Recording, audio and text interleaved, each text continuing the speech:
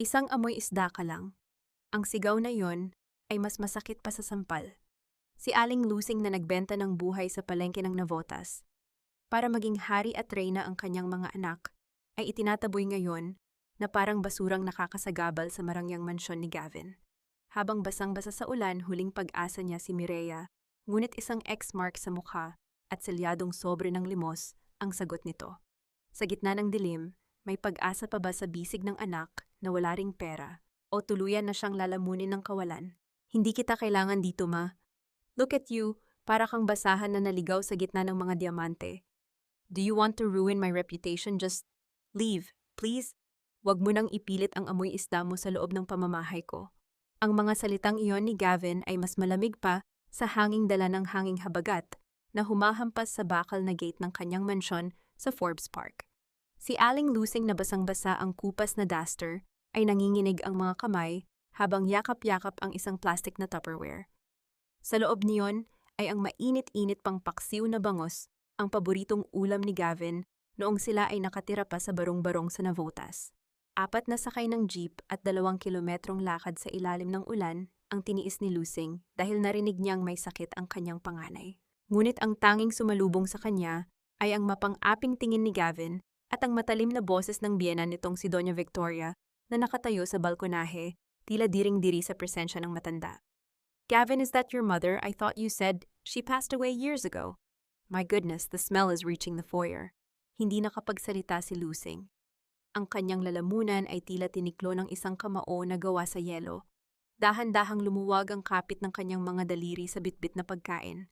Bumagsak ang Tupperware sa semento at ang sabaw na maasim ay humalo sa maruming tubig ulan sa paanan ni Gavin. Ang lalaking pinag-aral niya sa pamamagitan ng paglalako ng isda sa baha, ang batang dati ay umiiyak kapag hindi siya nakikita ngayon, ay tumalikod ng walang kurap. Guard, bigyan niyo ng payong at ihatid niyo sa labas ng subdivision. Make sure she doesn't come back, huling utos ni Gavin bago nito isinara ang dambuhalang pinto na gawa sa mahogany. Ang bawat yabag ni Lusing palayo sa mansyon ay tila pagpako sa kanyang sariling kabaong. Ang kanyang puso na dati ay puno ng pag-unawa ngayon ay unti-unting nagkakalamat. Sa gitna ng labo ng kanyang paningin dahil sa ulan at luha, may isang pangalan pa siyang pinanghahawakan. Mireya. Ang kanyang magandang dalaga na ngayon ay isang matagumpay na fashion designer. Pagdating sa tapat ng glass building sa Makati, hindi na pinapasok si Lusing ng receptionist. Ngunit nakita niya si Mireya na lumalabas mula sa elevator na palilibutan ng mga modelong matatangkad at mababango. Mireya, anak, tawag ni Lusing, ang boses ay paus at gumaralgal. Tumigil si Mireya, ngunit sa halip na yakap ay isang iritadong buntong hininga ang pinakawalan nito. Mabilis na lumapit ang dalaga at hinila si Lusing sa isang sulok malayo sa paningin ng mga tao. Maano ba, you're making a scene? Look at my dress, it's Armani. At bakit ka ba nandito? Sabi ko naman sa'yo, busy ako sa Fashion Week. Anak, wala na akong matuluyan. Kinuha na ng bangko ang bahay natin sa Navotas. Kahit sa kusina niyo lang ako matulog, Mireya. Isang mapait na tawa ang lumabas sa labi ng kanyang anak. Kusina, ma, my condo is a sanctuary. Hindi pwede doon ang mga gamit mong amoy lansa. Here, kumuha si Mireya ng 500 piso sa kanyang mamahaling wallet at mabilis itong isinuksok sa bulsa ng basa at manchadong duster ni Lusing. Mag-commute ka na lang pauwi. Humanap ka ng matutuluyan sa mga kumare mo.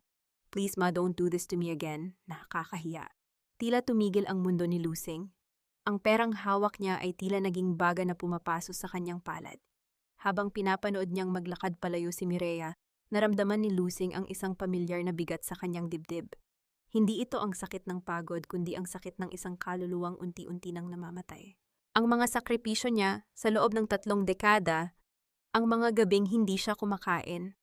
Para may baon ang mga ito, ang mga sugat sa kamay, mula sa paglilinis ng libu-libong isda, ang mga utang na binuhat niya, para lang magkaroon sila ng titulo. Lahat ng iyon ay itinapon sa putikan sa loob lamang ng isang araw. Habang naglalakad siya sa gilid ng kalsada, walang payong at walang direksyon ang kanyang kamay, ay kusang dumapo sa isang lihim na bulsa sa loob ng kanyang duster. Doon nararamdaman niya ang isang matigas at kalawanging susi. Isang susing matagal na niyang itinatago, isang pangakong hindi niya gustong balikan, ngunit tila ito na lamang ang tanging natitira sa kanya. Lord, bulong niya sa gitna ng dagundong ng kulog. Bakit ang mga anak na binigyan ko ng buhay sila pa ang pumatay sa aking pagkatao? Biglang nakaramdam si Lusing ng matinding pag-ikot ng paligid. Ang mga ilaw ng mga sasakyan ay naging malalabo na guhit ng liwanag. Ang kanyang mga tuhod na dati ay matatag sa pagbubuhat ng mga banyera ng isda ay tuluyan ng bumigay. Bumagsak siya sa madilim at basang bangketa ang kanyang mukha ay sumubsob sa maruming tubig. Sa huling sandali ng kanyang malay isang parehas ng sapatos na puno ng semento ang tumigil sa harap niya. Isang boses na puno ng takot at pagmamahal ang narinig niyang tumawag sa kanyang pangalan. Nay, Nanay Lusing, Diyos ko, Nay. Anong nangyari sa inyo? Sino ang bisig na ito na handang humawak sa kanya sa gitna ng kanyang pagkawasak? At ano ang gagawin ni Lusing kapag nalaman niyang ang susing nasa kanyang bulsa ay may kapangyarihang bumura sa lahat ng luho ni Gavin at Mireya? Ang amoy ng luma at mainit na langis ng niyog na may halong gas ay dahan-dahang gumising sa diwa ni Aling Lusing. Hindi ito ang mabangong amoy ng mamahaling pabango sa mansyon ni Gavin o ang amoy ng lavender sa opisina ni Mireya. Ito ay amoy ng kahirapan ngunit may kasamang kakaibang init na tila yumayakap sa kanyang nanlalamig na pagkatao. Dahan-dahang iminulat ni Lusing ang kanyang mga mata. Ang kisameng gawa sa pinagtagpi-tagping plywood at sako ay ang unang bumungad sa kanya. Sa tabi ng kanyang higaan na isang manipis na kutsyon sa sahig ay nakita niya si Baste. Ang kanyang bunsong anak ay nakaupo sa isang maliit na silya, bagsak ang balikat, at dahan-dahang pinupunasan ang kanyang mga binti ng isang basang bimpo. Nay, gising na kayo. Ang boses ni Baste ay puno ng pag-aalala, ngunit pilit nitong pinapakalma ang kanyang tono. Huwag muna kayong bumangon. Mataas pa ang lagnat nyo. Sabi ng doktor sa klinika, sobrang pagod at stress daw ang nakuha nyo sa ulan. Tumingin si Lusing sa kanyang anak. Nakita niya ang mga mantsa ng pintura at semento sa mga kuko nito. Ang suot nitong sando ay may mga butas at bakas ng pawis. Ito ang anak na hindi nakapagtapos ng kolehiyo dahil mas inuna nitong pagtrabahuhin si Gavin at Mireya. Ito ang anak na itinuring niyang bigo dahil nanatiling construction worker samantalang ang mga matagumpay niyang anak ay itinuring siyang basura. Baste. Bakit bulong ni Lusing ang kanyang boses ay tila gasgas na plaka? Bakit dito mo ako dinala, wala kang pera, anak? Magiging pabigat lang ako sa'yo. Ngumiti si Baste, isang ngiting pilit na itinatago ang sarili nitong pagod. Nay, ano ba ang sinasabi niyo, nanay ko kayo? Kahit anong mangyari dito kayo sa akin. Maliit lang itong kwarto ko, mainit at maingay ang mga kapitbahay pero dito hinding-hindi kayo itataboy. Naramdaman ni Lusing ang muling pag-init ng kanyang mga mata. Hinawakan ni Baste ang kanyang kamay, ang kamay na kulubot at puno ng kalyo mula sa navotas. Sa haplos ng anak, naramdaman niya ang tunay na respeto na ipinagkait sa kanya ng mga anak na mayayaman. Ang bawat hagod ng bimpo sa kanyang balat ay tila gamot sa kanyang sugatang dangal. Nay, nakita ko kayo sa kalsada, bakit kayo nandoon? Nasaan sina Kuya Gavin? Hindi ba't doon kayo dapat tutuloy? Tanong ni Baste na may halong pait. Alam niya ang sagot ngunit ayaw niyang maniwala na magagawa iyon ng sarili niyang mga kapatid. Hindi nakasagot si Lusing. Sa halip lalong humigpit ang kapit niya sa kamay ni Baste. Ang katahimikan ni Lusing ang naging pinakamabigat na kumpirmasyon para kay Baste. Tumayo ang binata, lumakad patungo sa bintana at huminga ng malalim para pigilin ang galit na kumukulo sa kanyang dibdib. Hayaan niyo sila, Nay. Magpapalakas tayo. Bukas bibili ako ng gamot mo at masarap na pagkain. Huwag niyo nang isipin ang pera. Napatingin si Lusing sa labas ng pinto. Napansin niyang wala na ang lumang motor ni Baste na nakaparada sa tapat ng kanilang eskinita. Ang tanging kagamitan na ginagamit nito para makarating sa malalayong construction site. Baste, nasaan ang motor mo? Manginig-nginig na tanong ng matanda. Sandaling natigilan si Baste pagkatapos ay lumingon at muling ngumiti. Naibenta ko na, Nay. Matagal ko na ring gustong maglakad para makatipid sa gas. Mas kailangan nyo ng bitamina ngayon. Parang sinaksak ang puso ni Lusing. Ang kaisa-isang ari-arian ng kanyang anak ay isinakripisyo para sa kanya habang ang dalawang anak na may labis-labis na yaman ay hindi man lang siya maibili ng isang basong tubig. Ang pagmamahal ni Baste ay tila isang liwanag na lalong nagpapakita ng kadiliman sa puso ni Gavin at Mireya. Dahan-dahang itinaas ni Lusing ang kanyang kamay at hinawakan ang mukha ng anak. Salamat, anak. Patawarin mo ang nanay kung wala akong maibibigay sa'yo, kundi ang aking paghihirap. Huwag kayong magsalita ng ganyan, Nay. Sapat na sa akin na nandito kayo. Sagot ni Baste habang inilalapag ang bimpo sa palanggana. Ngunit ang katahimikan ng gabi ay biglang binuwag ng isang marahas na paghampas sa kanilang pintuan. Ang manipis na kahoy ay tila magigiba sa lakas ng bawat kalabog. Narinig nila ang matinis at galit na boses ni Aling Nena, ang may-ari ng pinapaupahang kwarto. Baste, lumabas ka dyan. 3 buwan ka na ngang hindi nagbabayad ngayon, ay nagdala ka pa ng matandang may sakit dito. Ano ito, charity clinic? Bukas na bukas din. Kung hindi mo mababayaran ang kalahati ng utang mo, ilalabas ko ang lahat ng gamit nyo sa kalsada. Huwag mo akong daanin sa paawa. Nanigas si Lusing sa kanyang pagkakahiga. Ang takot at hiya ay muling bumalatay sa kanyang mukha. Sa gitna ng kanyang kahinaan, naramdaman niya ang muling pagpitik ng susing nasa kanyang lihim na bulsa. Isang susi na maaaring magtapos sa lahat ng paniningil na ito, ngunit isang susing maaari ring magdala ng mas malaking panganib kung malalaman ng maling tao.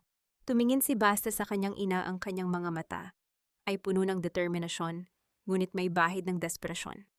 Nay, huwag kayong matakot, gagawa ako ng paraan. Paano gagawa ng paraan ang isang anak na wala na kahit isang kusing sa bulsa? At hanggang kailan kayang tiisin ni Lusing na makita ang kanyang bunsong anak na nagdurusa para sa kanya? Habang ang mga dokumento sa loob ng kanyang lumang baul ay unti-unti nang nagbabanta na sumabog at baguhin ang lahat. Ang umaga ay sumikat, ngunit hindi ito nagdala ng liwanag sa loob ng maliit na silid ni Baste.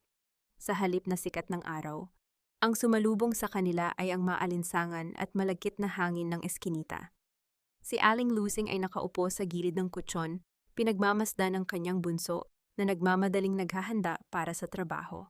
Nakita ni Lusing ang bawat pagdaing na palihim na pinakakawalan ni Baste tuwing yumuyuko ito para itali ang lumang sapatos na may butas na sa unahan.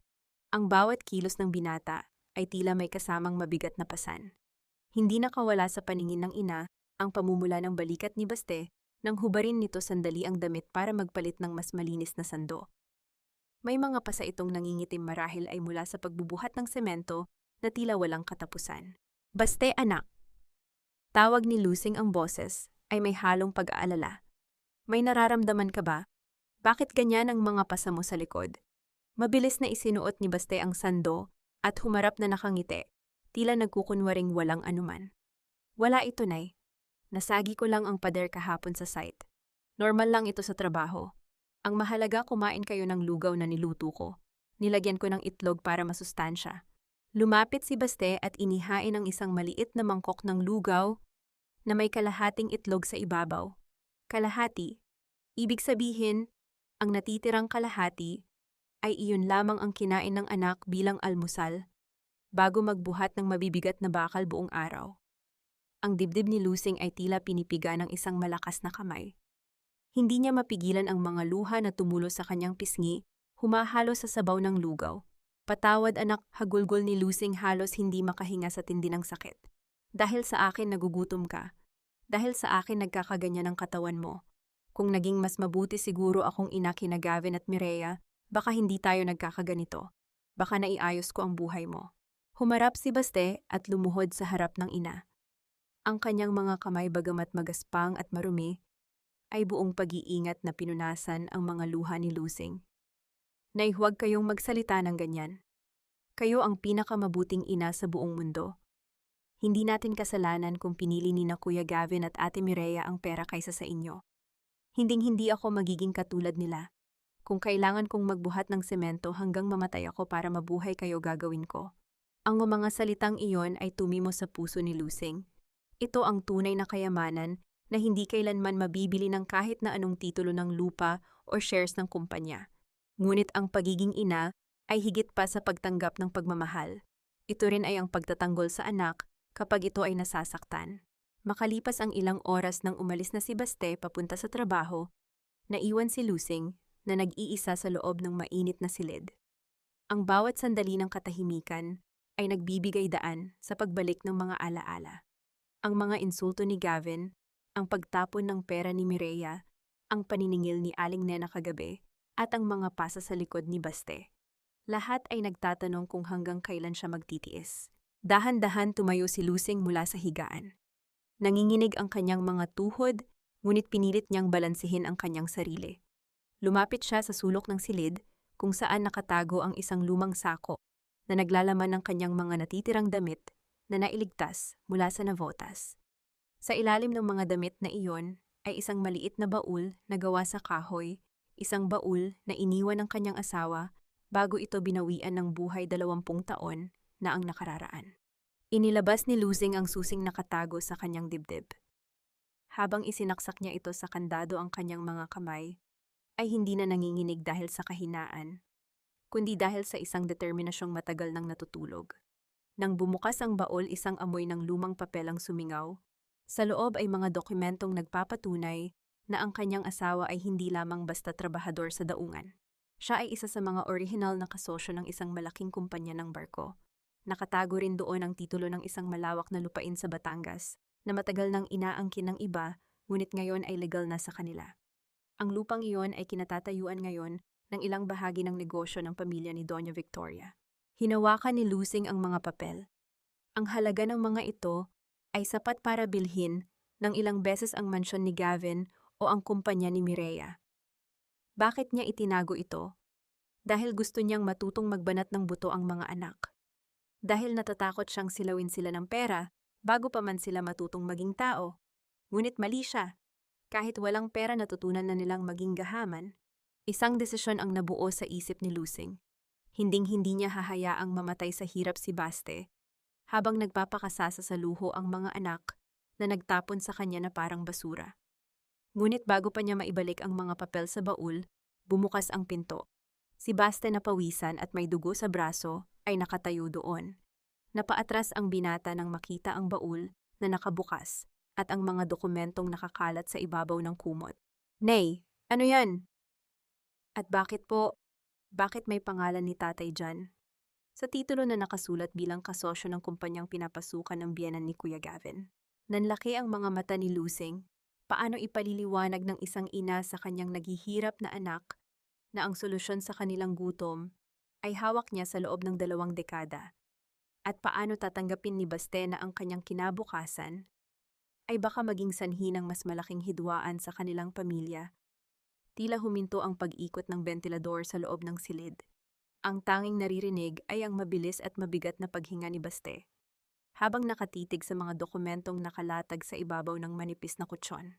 Ang pamagat na De Vera Shipping Lines and Real Estate Properties ay tila nagniningning na parang patalim sa paningin ng binata. "Nay?"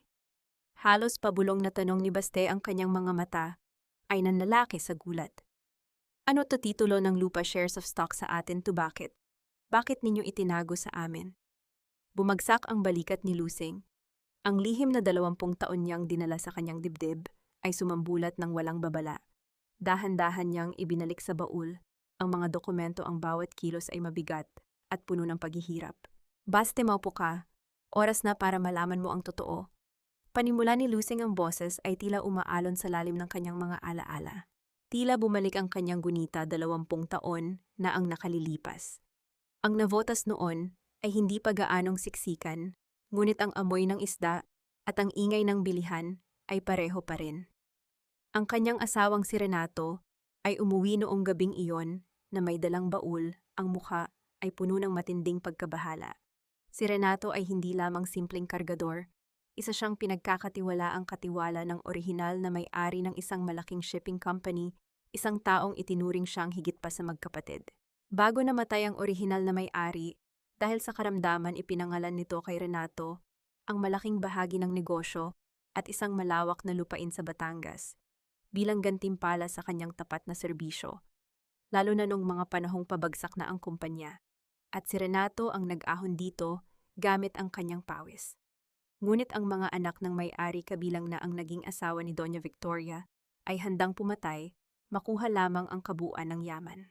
"Lusing, itago mo ito," sabi ni Renato noon habang nanginginig ang mga kamay. "Huwag mong sasabihin sa mga bata, hindi pa sila handa." Nakikita ko ang ningas ng kasakiman sa mata ni Gavin, kahit bata pa siya, at ang pagkamateryosa ni Mireya. "Ang kayamanang ito ay magiging laso na sisira sa pamilya natin, kung hindi nila matututunang pahalagahan ang hirap. Gusto kong matuto silang magbanat ng buto, hindi umasa sa bigay. Isang linggo pagkatapos noon, namatay si Renato sa isang kahina-hinalang aksidente sa daungan. Pinili ni Lusing na manahimik, natatakot na baka ang mga taong pumatay sa kanyang asawa ay balikan din ang kanyang mga anak. Ikinandado niya ang baul, kinimkim ang sikreto, at piniling magpakahirap sa paglalako ng isda para itaguyod ang mga anak, umaasang ang hirap ay huhubog sa kanila bilang mabubuting tao. Nabalik lamang ang diwa ni Lusing sa kasalukuyan nang marinig niya ang mahinang paghikbi ni Baste. Nakaluhod na ang binata sa harap niya, hindi makapaniwala sa narinig. Nay, 20 taon. Nagtinda kayo ng isda sa ulan, nagkanda utang-utang kayo para lang mapag-aral sina Kuya Gavin. Hinayaan ninyong tapakan kayo ng mga tao. Habang nakaupo kayo sa milyon-milyon, bakit niyo tiniis yon? Umiiyak na tanong ni Baste. Hinawakan ni Lusing ang mukha ng anak, ang kanyang mga hinlalaki ay pinupunasan ng pawis at luha nito. Dahil ang pera ay madaling maubos, Baste, ngunit ang pagkatao ay habang buhay. Gusto kong makatapos ang mga kapatid mo ng may dangal. Gusto kong malaman nila na ang tagumpay ay nanggagaling sa sariling pawis. Inaasahan ko na kapag dumating ang araw na ipapamana ko na ito sa kanila, ay buong puso nilang tatanggapin ito, hindi bilang pampayaman, kundi bilang responsibilidad. Tumawa ng mapait si Lusing, isang tawang umalingaw-ngaw na parang basag na salamin sa loob ng masikip na silid. Ngunit nagkamali ako, anak. Nagkamali ako. Binigyan ko sila ng edukasyon pero hindi ko sila naturuan kung paano magmahal. Ang pera na itinago ko para hindi sila masira ay hindi na kailangan. Dahil sila mismo ang sumira sa sarili nila nang piliin nilang itaboy ang sarili nilang ina. Tumayo si Baste, ang kanyang mga mata ay nag-aapoy sa pinaghalong galit at kalungkutan. Kaya pala ganoon sila makapanlait, Nay. Akala nila utang nila ang lahat sa talino nila. Hindi nila alam na bawat suit na suot ni Kuya Gavin at bawat sapatos ni Ate Mireya ay galing sa pagtitiis mo sa amoy isda. Kung malalaman nila ito, hindi nila malalaman, Baste. Hindi mula sa atin, matigas na sabi ni Lusing. Ang kanyang boses ngayon ay wala na ang bakas ng kahinaan o awa. Ang dating ina na laging nagmamakaawa sa pansin ng anak ay tila pinalitan ng isang reyna na handang bawiin ang kanyang trono. Ang mga dokumentong ito ay gagamitin natin para ituwid ang lahat. At sisimulan natin iyon bukas na bukas. Ngunit habang nagbubuo ng plano si Lusing, isang marahas na kalabog ang nagmula sa labas ng kanilang pinto. Hindi ito si Aling Nena. Ito ay mga boses ng mga lalaking nag-uusap ng malakas, at isa rito ay pamilyar kay Baste. Narinig nilang sinisipa ang lumang silya sa labas bago nagsalita ang isang lalaki. Dito nakatira yung construction worker na nagngangalang Baste. Bilisan niyo, hanapin niyo. Utos ni Mr. Gavin de Vera na kunin lahat ng gamit niya pambayad sa utang. Nagkatinginan sina Lusing at Baste. Paanong nalaman ni Gavin ang kanilang tirahan? At bakit niya ipinapasamsam ang mga gamit ni Baste samantalang noong isang gabi lamang ay halos pandirihan nitong makita ang sariling ina? Ang baul na nakabukas sa harap nila ay tila naging isang bomba na handa ng sumabog. Nay, itago niyo ang baul. Bilis utos ni Baste habang humaharang sa pintuan, handang ipagtanggol ang kanyang ina at ang kanilang huling alas laban sa mga kapatid na walang awa. Ang bawat kalabog sa pintuan ay tila pagpukpok ng martilyo sa dibdib ni Baste. Wala siyang oras upang mag-isip. Mabilis niyang tinulungan ang kanyang ina na itulak ang baul sa ilalim ng kutsyon at tinabunan ito ng mga lumang kumot at damit. Si Lusing, bagamat nanghihina, ay pinilit na tumayo at magtago sa likod ng kanyang anak. Ang kanyang mga kamay ay mahigpit na nakakapit sa braso nito. Bumukas ang pinto dahil sa marahas na pagsipa mula sa labas. 2 malalaking lalaking nakaitim ang pumasok sa maliit na silid. Ang init ng kwarto ay tila napalitan ng nakapapasong tension. Sa likod nila pumasok ang isang lalaking nakasuit, ang kanyang mukha ay pamilyar kay Lusing. Siya ang abogado ni Gavin, si Attorney Ramirez. Baste de Vera, panimula ng abogado habang inaayos ang kanyang salamin. Ang kanyang tingin ay nanlilibak habang nagmamasid sa kabuuan ng maralitang silid. At nandito rin pala ang inyong ina. Anong kailangan niyo dito? Matapang na tanong ni Baste, bagamat ang kanyang boses ay nanginginig sa galit. Wala akong utang sa kapatid ko, at lalong wala siyang karapatang magpadala ng mga goons dito. Ngumiti si Attorney Ramirez, isang ngiting kasing lamig ng yelo. Inilabas niya ang isang asul na folder mula sa kanyang briefcase. Actually, meron. Ang lupang kinatatayuan ng inyong barong-barong at ng buong eskinita na ito ay nabili na ng De Vera Land Development Corporation 2 araw na ang nakalipas. Ang may-ari ninyong si Aling Nena ay pumirma na sa waiver of rights. Tila pinagsakluban ng langit at lupa si Lusing. Ang pilit na itinatagong kalungkutan at galit ay unti-unting sumasabog sa kanyang dibdib. Paano nalaman ni Gavin? Paano niya nagawang bilhin ang lupa kung saan sila nakatira habang itinaboy niya ang sariling ina noong isang gabi lang? At ano ang ibig sabihin nito? Tanong ni Lusing. Ang kanyang boses ay mahina ngunit may diin. Lumingon ang abogado sa matanda. Ang kanyang tingin ay walang bahid ng respeto. Ibig sabihin, Aling Lusing kayo at ang inyong anak ay mga squatters sa lupang pagmamay-ari ng inyong panganay na anak. At bilang utos ni Mr. Gavin, binibigyan kayo ng 24 na oras para lisanin ang lugar na ito. Bakit niya ginagawa ito? Sumigaw si Baste. Ang kanyang mga kamao ay nakakuyom ng mahigpit. Itinaboy na niya si nanay. Ano pa bang gusto niya, patayin kami sa gutom? Attorney Ramirez ay nanatiling kalmado, ngunit ang kanyang mga salita ay may dalang lason. Mr. Gavin is a businessman. He simply wants to clear the area for a new warehouse project. Wala itong personalan, business lang. Kung wala kayong matutuluyan, baka pwede kayong humingi ng tulong sa DSWD. Ang huling pangungusap ay tila isang sampal na gumising sa huling natitirang hibla ng pagtitimpi ni Lusing. Business lang. Bulong niya. Ang kanyang mga mata ay nanlilisik sa galit. Sabihin mo kay Gavin, sabihin mo sa kanya na ang negosyong pinagmamalaki niya ay galing sa paghihirap ng kanyang ina. Sabihin mo sa kanya na hindi kami aalis dito. Nagkibit balikat lamang ang abogado. Nasa inyo iyan, Aling Lusing, ngunit tandaan niyo bukas ng umaga darating ang mga bulldozers at kung nasa loob pa kayo ng bahay na ito, wala kaming pananagutan sa anumang mangyayari.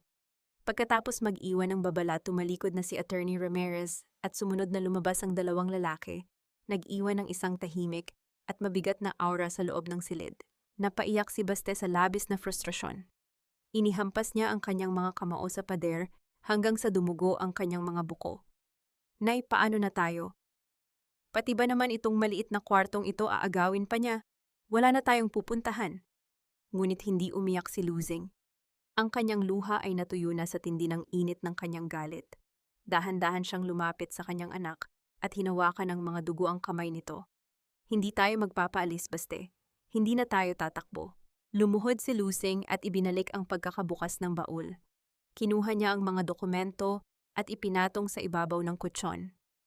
Ang lupang binili ni Gavin ay maliit na bahagi lang ng buong De Vera Estate. At alam mo ba kung sino ang orihinal na may-ari ng estate na iyon? Tumingin si Baste sa kanyang ina. Ang pagkalito at pag-asa ay magkahalo sa kanyang mga mata. Sino, Nay? Hinawakan ni Lusing ang isang lumang titulo ng lupa. Ang papel nito ay naninilaw na, ngunit ang pirma sa ibaba ay malinaw pa rin. Ang asawa ko, ang tatay mo. At hanggat buhay ako, walang sino man kahit si Gavin ang makakakuha ng kahit isang dangkal ng lupang ito na hindi ko pinapayagan. Ngunit habang nagpaplano si Lusing kung paano nila ipaglalaban ang kanilang karapatan, narinig nila ang mahinang pagbusina ng isang sasakyan sa labas. Sumilip si Baste sa maliit na bintana at nakita ang isang pamilyar na itim na Mercedes-Benz. Mula roon ay bumaba si Mireya, nakasuot ng malaking sunglasses at nagtatakip ng ilong gamit ang panyong pinaliguan ng pabango. Ano ang ginagawa ng pangalawang anak na nagtapo ng pera sa kanyang mukha? Bakit magkakasunod silang dumating at anong bagong pasakit ang dala nito sa pamilyang pilit ng bumabangon? Ang itim na Mercedes-Benz ay tila isang dambuhalang insekto na naligaw sa makitid at maputik na eskinita. Ang bawat hakbang ni Mireya suot ang kanyang mamahaling stiletto ay may halong pag-iingat at pandidiri. Tila ba ang mismong alikabok ng lugar ay makakahawa sa kanya ng sakit. Sumilip si Baste sa siwang ng pinto. Ang kanyang panga ay nagngangalit. Ano na naman ang kailangan niya dito, Nay? Pagkatapos niyang ibato ang pera sa inyo, nandito siya para ano? Mambalewala ulit. Hinawakan ni Lusing ang balikat ng anak, isang tahimik na utos upang magtimpe. Mabilis niyang itinulak muli ang baul sa ilalim ng kutsyon. Ang puso niya ay tumitibok ng mabilis ngunit ang kanyang isip ay kalmado. Hindi na siya ang inang nagmamakaawa kahapon. Siya ngayon ang inang nagising mula sa isang mahabang bangungot. Ang mahinang pagkatok sa pinto ay sinundan agad ng boses ni Mireya. "Manandyan ka ba? Open the door, ang init dito sa labas." Binuksan ni Baste ang pinto, hindi nag-iwan ng sapat na espasyo para makapasok ang kapatid. Hinarang niya ang kanyang katawan, ang mga matang puno ng hinanakit ay nakatitig sa mukha ng kapatid.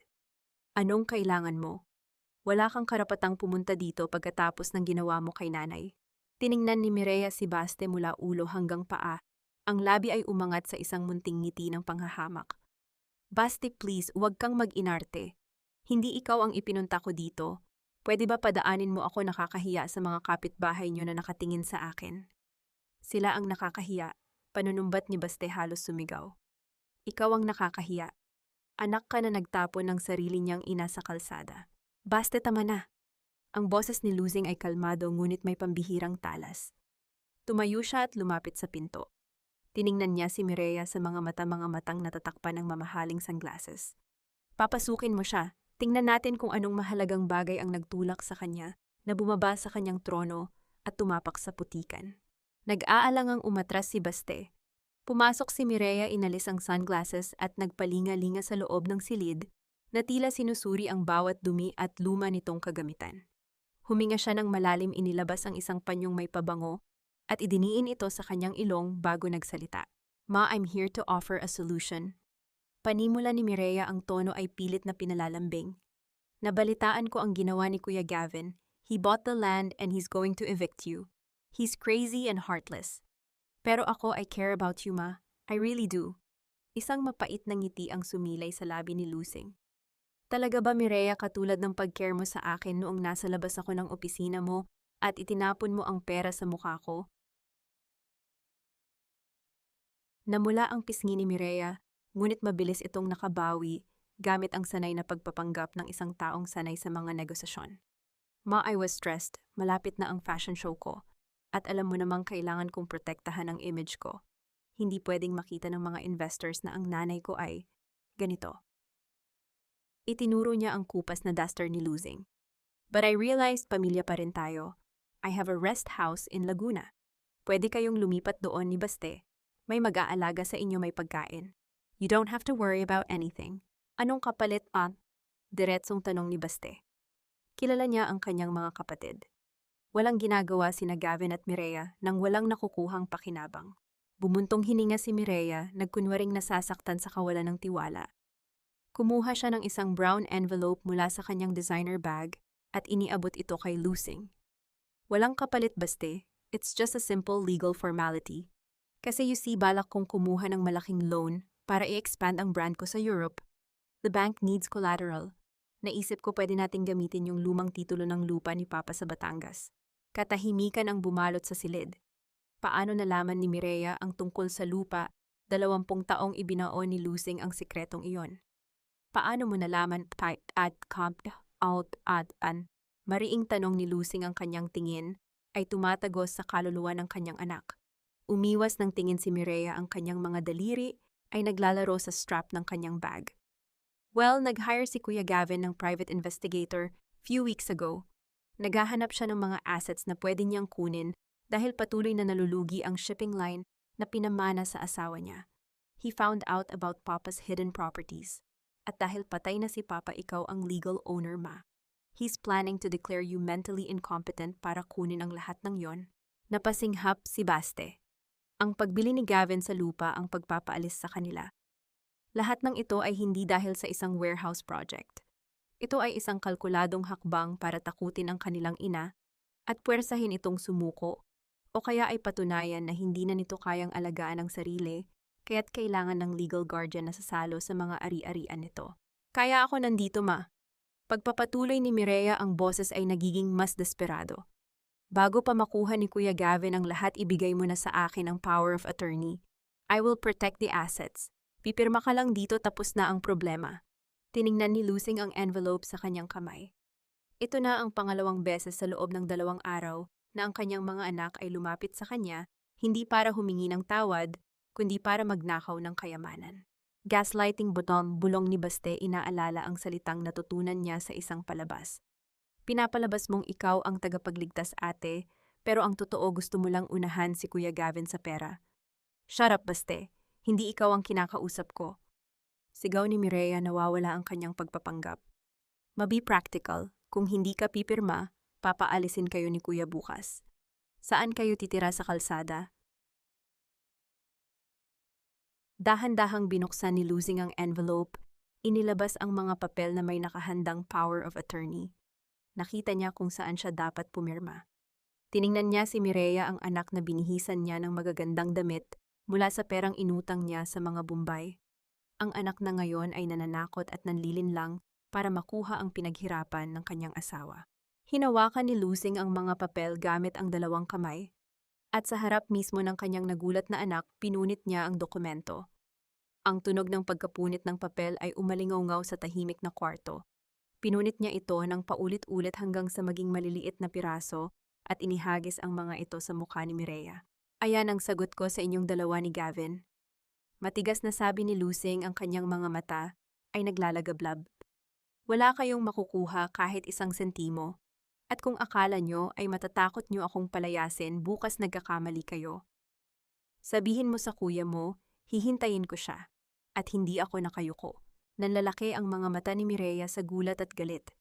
Hinarap niya ang pinto at bago tuluyang lumabas, nag-iwan siya ng huling banta. You're crazy, ma. Tingnan natin kung hanggang saan ang tapang nyo kapag natutulog na kayo sa ulan bukas. Pagsara ng pinto, naiwan sina Losing at Baste sa katahimikan. Ang laban ay opisyal nang nagsimula. Ngunit bago pa sila makapagplano para bukas naramdaman ni Baste ang pagyanig ng kanyang cellphone sa bulsa. Isang text message mula sa isang hindi kilalang numero ang nagpatigil sa mundo ng binata. Huwag kayong aalis dyan, nandito na kami. Sino ang nagpadala ng mensahe at ano ang dalang panganib nito bago pa man sumapit ang umaga ng kanilang pagpapalayas? Ang panginginig ng cellphone ni Baste ay tila kuryenteng gumapang sa kanyang buong braso. Nakatitig siya sa mensahe sa screen. Huwag kayong aalis dyan, nandito na kami. Naramdaman ni Losing ang panlalamig ng kamay ng kanyang bunso. Hinila niya si Baste palikod, inilalayo sa pintuan habang ang kanyang sariling mga mata ay nakapako sa siwang ng kahoy. Sa labas ng kanilang kwarto, narinig nila ang mabibigat na yabag sa pasilyo. Hindi isa kundi ilang pares ng sapatos na humakbang patungo sa kanilang direksyon. Isang sunod-sunod na paghampas ng kamao sa manipis na kahoy ang bumasag sa katahimikan ng gabi. Mabilis na dumampot ng isang piraso ng 2x2 na kahoy si Baste mula sa gilid ng lababo. Hinarap niya ang pinto, ang dibdib ay mabilis na umaangat baba. Sino yan? Huwag kayong papasok, handa akong pumatay para sa nanay ko. Baste, ibaba mo yan, ako ito, si Mateo. Ang boses mula sa labas ay kalmado at pamilyar. Dahan-dahang ibinaba ni Baste ang kahoy. Binuksan niya ang pinto at bumungad sa kanila ang isang lalaking nakaasul na polo barong may dalang makapal na briefcase. Sa likod nito ay dalawang unipormadong pulis na nanatiling nakatayo sa pasilyo bilang proteksyon. Napakurap si Losing. Mateo, anak ni Kumaring Saling. Ngumiti ang lalaki, isang ngiting puno ng respeto at utang na loob. Pumasok siya sa loob at nag-alis ng salamin. Opo, Aling Losing, ako nga po, Attorney Mateo Valderrama na po ngayon. Bumalik sa gunita ni Losing ang nakaraan. Nang mamatay ang kapwa niya tindera ng isda na si Saling dahil sa sakit na iwan ang batang si Mateo na walang pambayad sa matrikula sa abogasya. Mula sa inutang na pera ni Losing para sana sa bagong bangka, ibinigay niya ang kalahati kay Mateo upang makatapos ito. Isang pabor na kailanman ay hindi niya hininging ibalik. Nalaman ko po ang ginagawa ni Gavin sa inyo mula sa isang clerk sa korte, paliwanag ni Mateo. Ang boses ay nagpapakita ng matinding pag-aalala. Nag-file ng petition ang abogado niya, si Ramirez, para ideklara kayong mentally incompetent. Gusto nilang palabasin na wala na kayo sa sariling pag-iisip para magtalaga ang korte ng legal guardian. At ang guardian na iyon ay si Gavin. Kapag nangyari iyon, hawak niya ang lahat ng karapatan sa inyo at sa anumang natitira ninyong ari-arian. Nag-apoy ang paningin ni Baste. Hayop talaga ang kuya ko. Gusto niya palang palabasing baliw si nanay para lang makasiguro na wala tayong laban bukas sa pagpapalayas. Lumapit si Losing sa kanyang higaan. Hindi na siya umiyak. Ang kanyang luha ay natuyo na at napalitan ng isang malamig na determinasyon. Hinila niya ang baul mula sa ilalim ng kutsyon at binuksan ito sa harap ng abogado. Mateo, panimula ni Lusing ang boses, ay tila isang general na naghahanda sa digmaan. Tingnan mo ang mga ito. Totoo ba na ang lupa sa Batangas at ang porsyento ng De Vera Shipping Lines ay pagmamay-ari ko pa rin? Kinuha ni Mateo ang mga naninilaw na dokumento. Nanlaki ang kanyang mga mata habang binabasa ang bawat pahina. Tiningnan niya si Lusing na tila nakakita ng isang himala. Aling Lusing, legal at lehitimo ang lahat ng ito. Kayo ang nagmamay-ari ng 60% ng kumpanya na pinatatakbo ngayon ng pamilya ng asawa ni Gavin. Higit pa rito ang lupang binili ni Gavin kung nasaan tayo ngayon. Ginamit niya ang pondo ng kumpanya para bilhin ito. Pondong teknikal na pagmamay-ari ninyo. Isang mapait na ngiti ang sumilay sa labi ni Lusing. Ang perang ginamit ng kanyang anak para palayasin siya ay sarili pala niyang pera. Ano ang pwede nating gawin, Mateo, bukas ng umaga parating ang mga bulldozer niya? Tanong ni Baste. Ang pag-asa ay muling sumisibol sa kanyang dibdib. Inilabas ni Mateo ang kanyang laptop at ilang dokumento mula sa briefcase. Hindi siya makakapagpadala ng bulldozer bukas. Gagawa tayo ngayon ng temporary restraining order at injunction. I-freeze natin ang lahat ng accounts ng kumpanya dahil sa isang pending dispute of ownership. Bago pa siya makapag-file ng kaso na baliw kayo, patutunayan natin sa buong mundo na kayo ang tunay na may-ari ng lahat ng pinagmamalaki niya. Sa parehong oras sa isang marangyang silid ng mansion sa Forbes Park, ang tunog ng pag-ikot ng yelo sa baso ng whiskey ay tila musika sa pandinig ni Gavin. Nakaupo siya sa kanyang leather sofa, masayang ipinagdiriwang ang napipintong tagumpay kasama ang biyanang si Doña Victoria. You handled it well, Gavin, papuri ng matanda habang humihigop ng wine. That squatter area is an eyesore. Bukas kapag napatag na ang lugar na iyon, pwede na nating simulan ang pagpapatayo ng bago nating mall. At mabuti na rin na nilinis mo ang problema sa iyong ina. She is a liability to our social standing. Tumawa si Gavin, isang tawang walang bahid ng konsensya. Don't worry, ma. Bukas tatawag ang DSWD at sila na ang bahala kay mama at sa inutil kong kapatid. Wala silang pera para lumaban. Sila ang naghanap ng sarili nilang karma. Ngunit ang pagdiriwang ni Gavin ay naudlot nang biglang tumunog ang kanyang cellphone. Ang caller ID ay ang pangulo ng bangko na naghahawak ng lahat ng pondo ng kanyang kumpanya. Ikinunot niya ang kanyang noo at sinagot ang tawag. Yes, Mr. President, napatawag ka ng 10 oras ng gabi. Mayabang na bungad ni Gavin. Ang boses sa kabilang linya ay nanginginig at puno ng pagmamadali. Sir Gavin, we have a massive problem. A court order just came in via emergency electronic filing. All accounts of De Vera Shipping and your real estate subsidiary have been completely frozen. Napatayo si Gavin na buhos ang hawak niyang whiskey sa mamahaling carpet. What? Anong frozen? Sino ang nagbigay ng utos? We have billions in those accounts. A powerful claim was just activated regarding the original shares of your late father, Renato De Vera. The court granted an immediate freeze order pending the verification of the majority shareholder. Sir, you don't have access to your money starting midnight. Bumilis ang tibok ng puso ni Gavin. Ang kanyang mukha ay nawalan ng kulay. Who is the claimant? Sino ang may lakas ng loob na kalabanin ang kumpanya ko? Ang katahimikan sa kabilang linya ay tila isang patalim na dahan-dahang ibinabaon sa leeg ni Gavin. Nang magsalita ang opisyal ng bangko, ang bawat salita ay bumagsak na parang bomba. Ang pangalan ng claimant, sir, ay si Rosalinda De Vera, ang inyong ina. Bumagsak ang cellphone mula sa kamay ni Gavin. Tiningnan niya ang kanyang nanginginig na mga palad. Ang matandang babaeng pinalayas niya sa ulan, ang inang nandidiri siyang amuyin. Ang babaeng iyon, ang may hawak ng susi na wawasak sa lahat ng kanyang ipinagmamalaki. Paano haharapin ni Gavin ang inang itinuring niyang basura ngayong ang buhay niya ay nakasalalay sa awa nito? Ang sikat ng araw sa eskinita ay tila may dalang bagong pag-asa. Walang tunog ng mga bulldozer.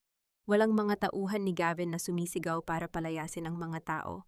Ang tanging naririnig ay ang tahimik na pag-uusap ni Baste at Attorney Mateo habang inililigpit ang mga dokumento sa loob ng baul. Si Aling Lusing ay nakaupo sa tabi ng bintana, maaliwalas na ang mukha.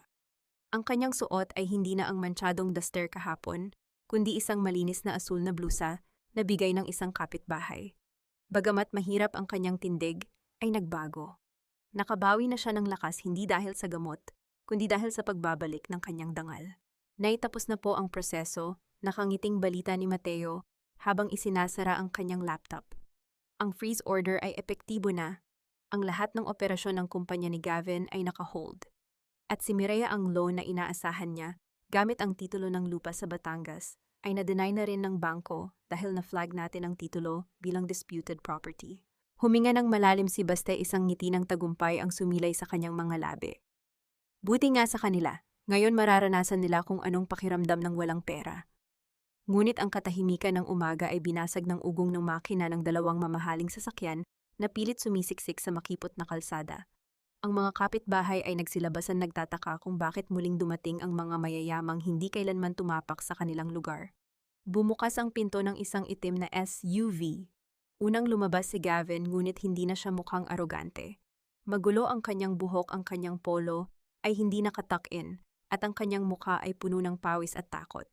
Mula naman sa kabilang sasakyan ay bumaba si Mireya, wala na ang kanyang mamahaling sunglasses at ang kanyang mata ay mapula dahil sa pag-iyak. Tila mga buitreng nagugutom na nag-aagawan sa isang patay na hayop. Nag-unahan silang tumakbo patungo sa pinto ng barong-barong ni Baste. "Mama, buksan mo ang pinto please," sigaw ni Gavin, ang boses ay nanginginig at nagmamakaawa. Ang kanyang kamao ay marahang kumakatok-takot na baka makagalit ang taong nasa loob.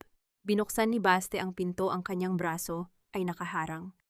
Tiningnan niya ang kanyang mga kapatid ng may halong pandidiri. "Anong ginagawa niyo rito? Akala ko ba nakakahiya kaming amuyin? Akala ko ba mga squatter kami na dapat palayasin?" "Baste please, tabi muna, kailangan naming makausap si Mama." Pagmamakaawa ni Mireya, pilit na isinisiksik ang sarili papasok. May hawak siyang isang malaking basket ng prutas at mamahaling mga gamot, mga bagay na hindi niya naisipang ibigay nang naghihingalo ang kanyang ina sa kalsada. Sumenya si Lusing mula sa loob.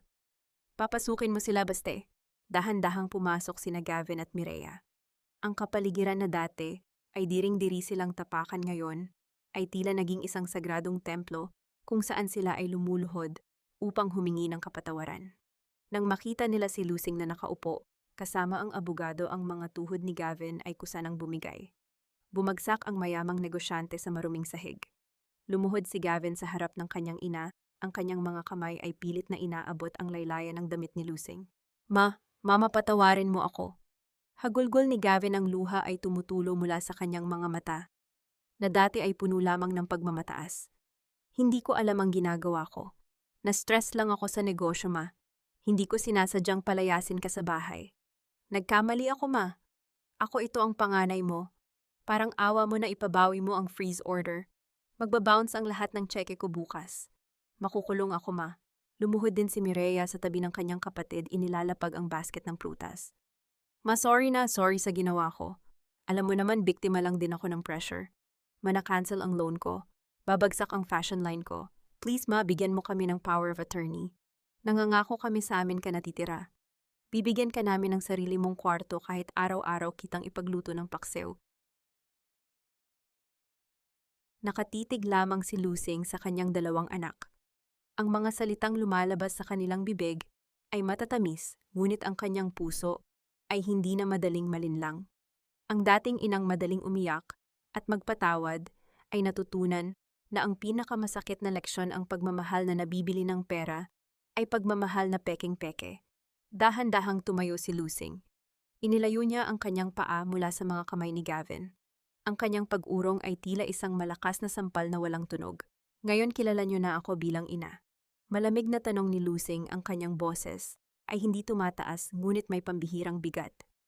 "Nang basang-basa ako sa ulan at may bitbit na ulam para sa'yo, Gavin, sinabi mong amoy isda ako. Nang humingi ako ng matutuluyan sa'yo, Mireya, itinapon mo sa putikan ang 500 piso. Ngayon, dahil nakita ninyo ang pondo sa bangko, bigla ninyong naalala na anak ko kayo. Managbago na kami, promise." Iyak ni Gavin, pilit na kinukuha ang awa ng ina. "Kukuha ako ng malaking bahay, titira tayong lahat. Kasama si Baste." Huminga ng malalim si Lusing, pinipigilan ang huling hibla ng luha na nagbabantang tumulo. "Gavin, Mireya, ang pera ay kayang bilhin ang isang bahay pero hindi ang isang pamilya. Itinago ko ang kayamanang ito ng 20 taon para matuto kayong maging tao. Ngunit nabigo ako. Naging mga halimaw kayo na handang pumatay ng kapwa para lang sa pera. Tumingin si Lusing kay Attorney Mateo at nagbigay ng isang mahinang tango. Inilabas ng abogado ang isang opisyal na dokumento at inilatag sa maliit na lamesa.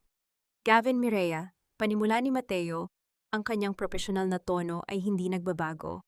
Bilang majority shareholder at tunay na may-ari ng mga ari-arian na ginamit ninyo, bilang puhunan inuutos ni Ginang Rosalinda de Vera ang isang malawakang internal audit sa inyong kumpanya. Nanlaki ang mga mata ni Gavin, ang kanyang mukha ay naging parang papel sa putla. Audit, pero mawag makikita nila ang mga personal na expenses na kinuha ko sa kumpanya. Mamakukulong ako. At patuloy ni Mateo, walang pakialam sa pagmamakaawa ni Gavin. Habang isinasagawa ang audit, ang control sa pamamahala ng De Vera Shipping Lines at ng buong real estate properties ay inililipat mula kay Gavin at ibinibigay sa pinagkakatiwalaang kinatawan ni Aling Lusing. Mabilis na tiningnan ni Mireya si Baste. Kanino sa uneducated na construction worker na ito, mamababaliw ba kayo? Wawasakin ni Baste ang negosyo. Ngumiti si Lusing, isang ngiting puno ng pagmamalaki, habang tinitingnan ng kanyang bunso na ang mga kamay ay puro kalyo. Wawasakin si Baste, ang tanging nakakaalam kung paano magbuo. Dahil noong sinira ninyo ako, siya ang tanging nag-alaga at bumuo sa akin. Tumayo si Baste, ang kanyang tindig ay nagbago. Hindi na siya ang yuyuko-yuko na manggagawa. Lumabas na kayo, matigas na utos ng binata. Hindi nyo na kaya pang bilhin ang nanay ko. Ngunit habang umiiyak at nagpupumiglas si Gavin na huwag pa alisin ang pintuan, ay muling bumukas. Isang matangkad na ginang na nakasuot ng makapal na perlas at may matalim na tingin ang pumasok sa silid. Si Doña Victoria, ang biyenan ni Gavin, na kinamumuhian si Lusing mula pa noon. Tingnan natin kung hanggang saan ang tapang mo, Rosalinda. Malamig na banta ng matanda, ang mga mata ay nanlilisik sa galit. Anong panibagong bitag ang dala ng pamilya ng biyenan upang bawiin ang kayamanang matagal na nilang inangkin? Ang presensya ni Doña Victoria ay tila nagdala ng hamog na nagpabigat sa hangin sa loob ng maliit na silid. Ang kanyang mga sapatos na nagkakahalaga ng higit pa sa kabuang halaga ng mga barong-barong sa buong eskinita ay dahan-dahang humakbang papasok. Hindi niya tinakpan ang kanyang ilong tulad ni Mireya. Sa halip, ginamit niya ang kanyang malamig na paningin upang iparamdam kina Lusing na sila ay hindi kailanman magiging kasing uri niya. Get up, Gavin. Stop embarrassing yourself. Utos ng matanda, ang kanyang boses ay tila latigong tumama sa pagkatao ng kanyang manugang. Mabilis na tumayo si Gavin, pinunasan ang mga luha at pilit na ibinalik ang pagiging arogante kahit pa nanginginig ang kanyang mga binti. Tumingin si Doña Victoria kay Lusing, isang ngiti ng pag-insulto ang gumuhit sa kanyang mapupulang labi. Rosalinda, matagal na tayong hindi nagkikita. Huli tayong nagkita ay noong nagmamakaawa kang bigyan ng pwesto ang asawa mo sa kumpanya namin. Panimula ng matanda, pilit na binabago ang kwento upang palabasin na sila ang nagbigay ng pabor. Hindi natinag si Lusing. Ang dating babaeng yuyuko sa mga nakatataas ay wala na. Tiningnan niya ng diretso si Doña Victoria. Kumpanya namin, Victoria. Alam nating pareho na kalahati ng puhunan at dugo ni Renato ang nagpalago sa negosyo bago pa man ito makontrol ng inyong pamilya. Kaya nga binigyan siya ng asawa mo ng shares at titulo ng lupa. Dahil kung hindi kay Renato, matagal nang nalugi ang pamilya nyo. Bahagyang nanginig ang panga ni Doña Victoria, hindi sanay na sinasagot ng isang taong itinuturing niyang mababa. Huwag kang mag-ilusyon, Rosalinda. Hawak mo man ang mga papel ngayon, hindi mo alam ang laro sa itaas. Gavin and I built an empire. At ngayon ipapasa mo ang pamamahala sa isang hamak na construction worker. Tiningnan niya si Baste mula ulo hanggang paa, ang mata ay puno ng pandidiri. Pabagsakin niya ang negosyo sa loob ng 1 linggo. And what then? Babalik ka sa paglalako ng isda. Lumapit si Mireya. Nakahanap ng kakampi sa matanda. Tama si Doña Victoria, Baste doesn't even have a college degree. Paano niya kakausapin ang mga board of directors? Paano niya iintindihin ang mga financial reports? Kung ayaw mo kay Kuya Gavin, sa akin mo na lang ibigay. I run a successful fashion line. Naramdaman ni Baste ang pag-ikot ng kanyang sikmura. Ang mga salita nila ay tumatagos sa kanyang kahinaan, ang kanyang kawalan ng pinag-aralan. Gusto niyang sumagot, gusto niyang ipagtanggol ang kanyang sarili, ngunit alam niyang totoo ang sinasabi nila. Hindi siya nakapagtapos dahil nagtrabaho siya para mapag-aral sina Gavin at Mireya. Ate, nagsalita si Baste ang kanyang boses, ay pinipilit na maging matatag. Wala nga akong diploma pero hindi ako nagnakaw. Hindi ko itinapon si nanay. Shut up, Baste. This is about business, not your pity party. Malamig na sagot ni Gavin, nakakuha muli ng lakas ng loob dahil nasa likod niya ang kanyang biyenan. Humarap siya kay Lusing binago ang kanyang diskarte. Ma-listen to reason, gagawa ako ng kasunduan. I will give you a monthly allowance of 500,000 pesos. Bibilhan kita ng bahay kahit saan mo gusto. Babayaran ko lahat ng utang ni Baste. Just sign the rights back to me. Let's stop this nonsense before everyone loses everything. Isang gaslighting na naman. Pinalalabas nila na kung hindi susunod si Lusing siya, ang magiging dahilan ng pagbagsak ng lahat. Ngunit tahimik lamang na pinanood ni Lusing ang kanilang pagganap. Nang matapos sila, binalingan niya si Attorney Mateo. Mateo, pakipaliwanag sa kanila ang nilalaman ng huling pahina ng testamento ng aking asawa. Inayos ni Mateo ang kanyang salamin at binuksan ang isang lumang dokumento. Ayon sa testamento ni Mr. Renato de Vera, kung sakaling ipapasa ni Ginang Rosalinda ang pamamahala sa sinuman sa kanyang mga anak, ang anak na iyon ay dapat patunayan ang kanyang kakayahan. Hindi sa pamamagitan ng diploma, kundi sa pamamagitan ng integridad. Kumunot ang noo ni Doña Victoria. Integridad, that's not a business term. That's garbage. At ipatuloy ni Mateo, nilinaw din dito, na kung ang sino man sa mga anak ay mapapatunayang naglustay ng pera ng kumpanya para sa personal na luho o panlilinlang automatiko siyang matatanggalan ng anumang karapatan at ang kanyang mga shares ay babalik sa ina. Namutla si Gavin, ang kanyang pawis ay muling tumulo. Lumapit si Lusing kay Gavin, tiningnan ito sa mga mata. Akala mo hindi ko alam, Gavin. Akala mo hindi nalaman ng private investigator ko na ang dahilan kaya ka nag-file ng bankruptcy sa kabilang subsidiary mo ay dahil ipinangsugal mo ang pera ng kumpanya sa Macau. At ikaw, Mireya, ang fashion line mo ay baon sa utang, kaya kailangan mong nakawin ang lupa sa Batangas para maging collateral. Nanlaki ang mga mata ni Mireya. Tumingin si Doña Victoria kay Gavin, ang kanyang mga mata ay nanlilisik sa paniningil. Hindi alam ng matanda ang tungkol sa pagsusugal ni Gavin. Is this true, Gavin? Ipinagsugal mo ang pera ng kumpanya? Napaatras si Gavin, hindi makapagsalita. Kaya huwag niyo akong pangaralan tungkol sa edukasyon. Mariing sabi ni Lusing, ang boses ay umaaling-awngaw sa buong silid. Opo, hindi nakapagtapos si Baste. Pero hindi siya magnanakaw. Hindi niya ibinenta ang kanyang kaluluwa para sa pera. At para makasiguro kayo, hindi si Baste ang uupo bilang CEO. Uupo siya bilang tagapagbantay.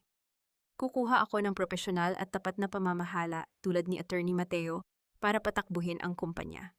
Tumingin si Lusing kay Doña Victoria, hindi nagpapatinag sa yaman at kapangyarihan nito. Kaya Victoria, umalis na kayo sa pamamahay ko. At ihanda mo na ang pamilya mo dahil bukas na bukas hahalungkatin ng mga auditor ko ang bawat sentimo na kinuha ninyo sa kumpanya. Isang marahas na buntong hininga ang pinakawalan ni Doña Victoria. Alam niyang natalo siya sa araw na ito.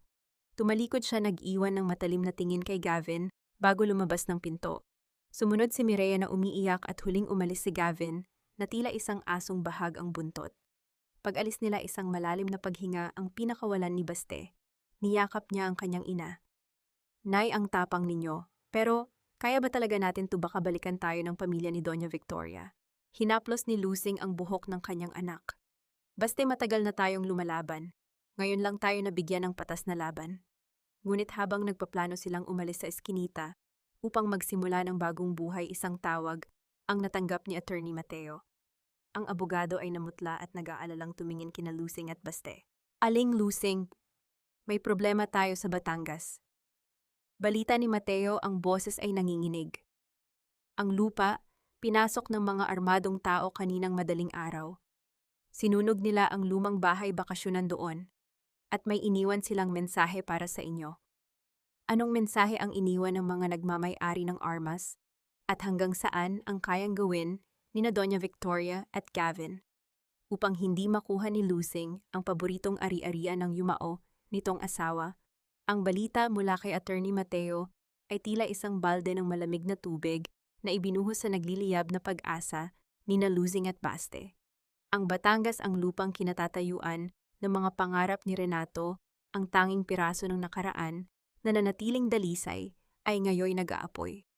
Sinunog, halos pabulong na tanong ni Lusing ang kanyang mga mata ay naghahanap ng paglilinaw.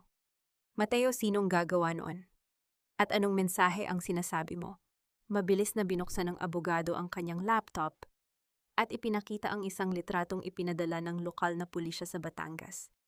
Sa gitna ng mga umuusok na abo ng lumang bahay bakasyonan, may isang malaking karatula na isinabit sa isang natirang poste.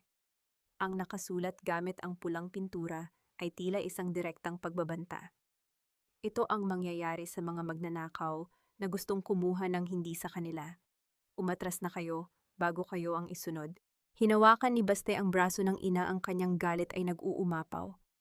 Sina Kuya Gavin ang may gawa nito o kaya yung biyenan niyang bruha. Nay, hindi na to labanan ng pera. Buhay na natin ang nakataya.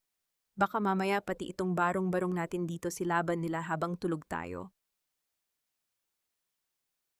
Huminga ng malalim si Lusing. Ang takot ay sumilip sa kanyang mga mata, hindi para sa kanyang sarili, kundi para kay Baste. Kung noong araw ay tinago niya ang titulo para hindi masilaw sa pera ang mga anak ngayon, ay natatakot siyang ang mismong titulo na iyon ang papatay sa natitira niyang mabuting anak. Mateo, tutawag ni Lusing ang boses ay pilit na pinatitibay. Kung aatras ba ako, kung ibibigay ko sa kanila ang Batangas, titigil na ba sila? Nay, sigaw ni Baste hindi makapaniwala. Ibibigay nyo, pagkatapos nilang gawin sa atin to. Pagkatapos nilang babuyin ang alaala ni tatay. Baste anak, ayokong mapahamak ka. Umiiyak na hinarap ni Lusing ang binata. Oo, kailangan natin ng hustisya. Pero anong silbi ng lahat ng perang iyon kung uuwian kita sa isang ataol? Hindi ako papayag na mangyari sa'yo ang nangyari sa tatay mo. Nagulat si Baste. Matagal nang may kutob si Lusing na hindi simpleng aksidente ang pagkamatay ng asawa, ngunit ngayon lang niya ito nasabi ng malakas. Tumingin si Attorney Mateo, kina Lusing ang kanyang ekspresyon ay puno ng profesional na paninindigan. Aling Lusing, Baste, kung susuko tayo ngayon, patutunayan natin sa kanila na tama ang pamamaraan nila, na pwede nilang daanin sa dahas ang lahat. At hindi garantiya na titigil sila. Kapag nakuha nila ang Batangas, baka isunod nila ang shares sa kumpanya. Wala silang konsensya.